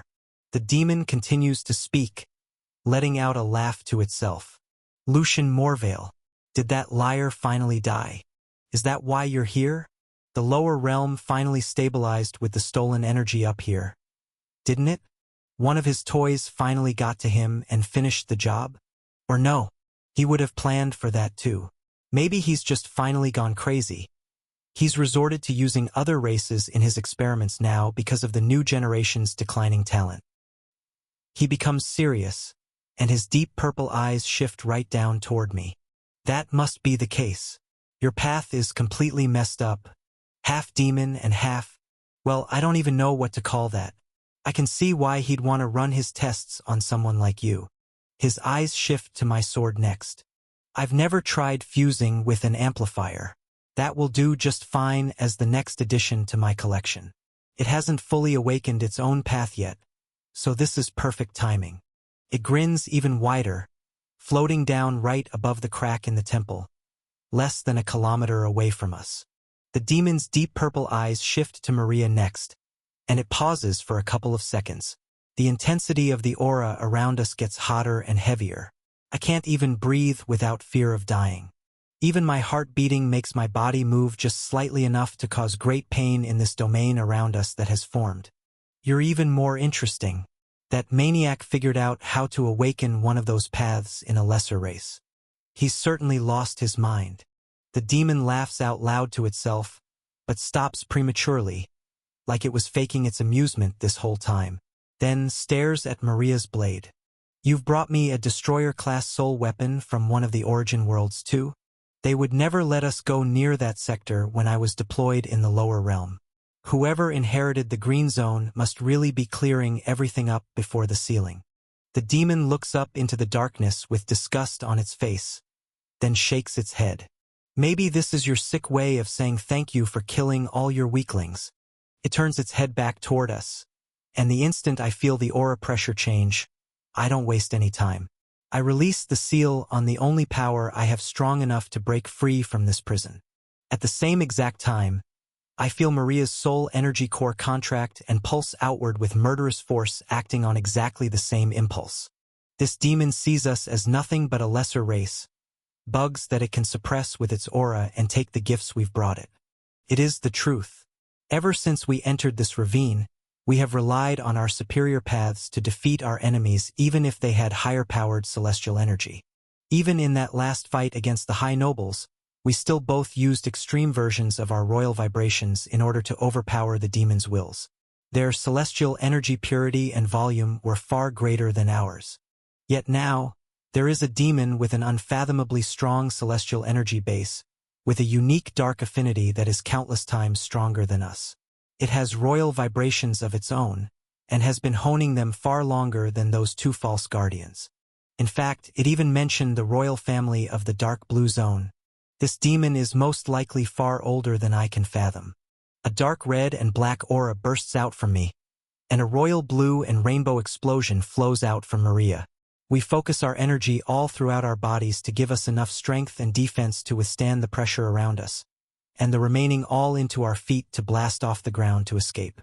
We fly backward toward the stairs where we came from, but in the back of my mind, I watch the demon smirk, then completely disappear from our senses. Just as we're about to fly off into the darkness, a massive dark demonic figure appears out of thin air in our way. It reaches up above its head and pulls the smallest purple dagger from its collection. I can hardly even interpret its movements, as they're too fast for my eyes to comprehend, even as corruption seeps into them and enhances my vision. It swings the blade across its body, and neither of us have any time to even react. A thin line of dense purple essence emerges from its blade and bursts toward us, colliding with both of our chests before we can even move our blades down to block. Our soul armor is shattered head to toe on impact, and the dense energy slices through my flesh like butter.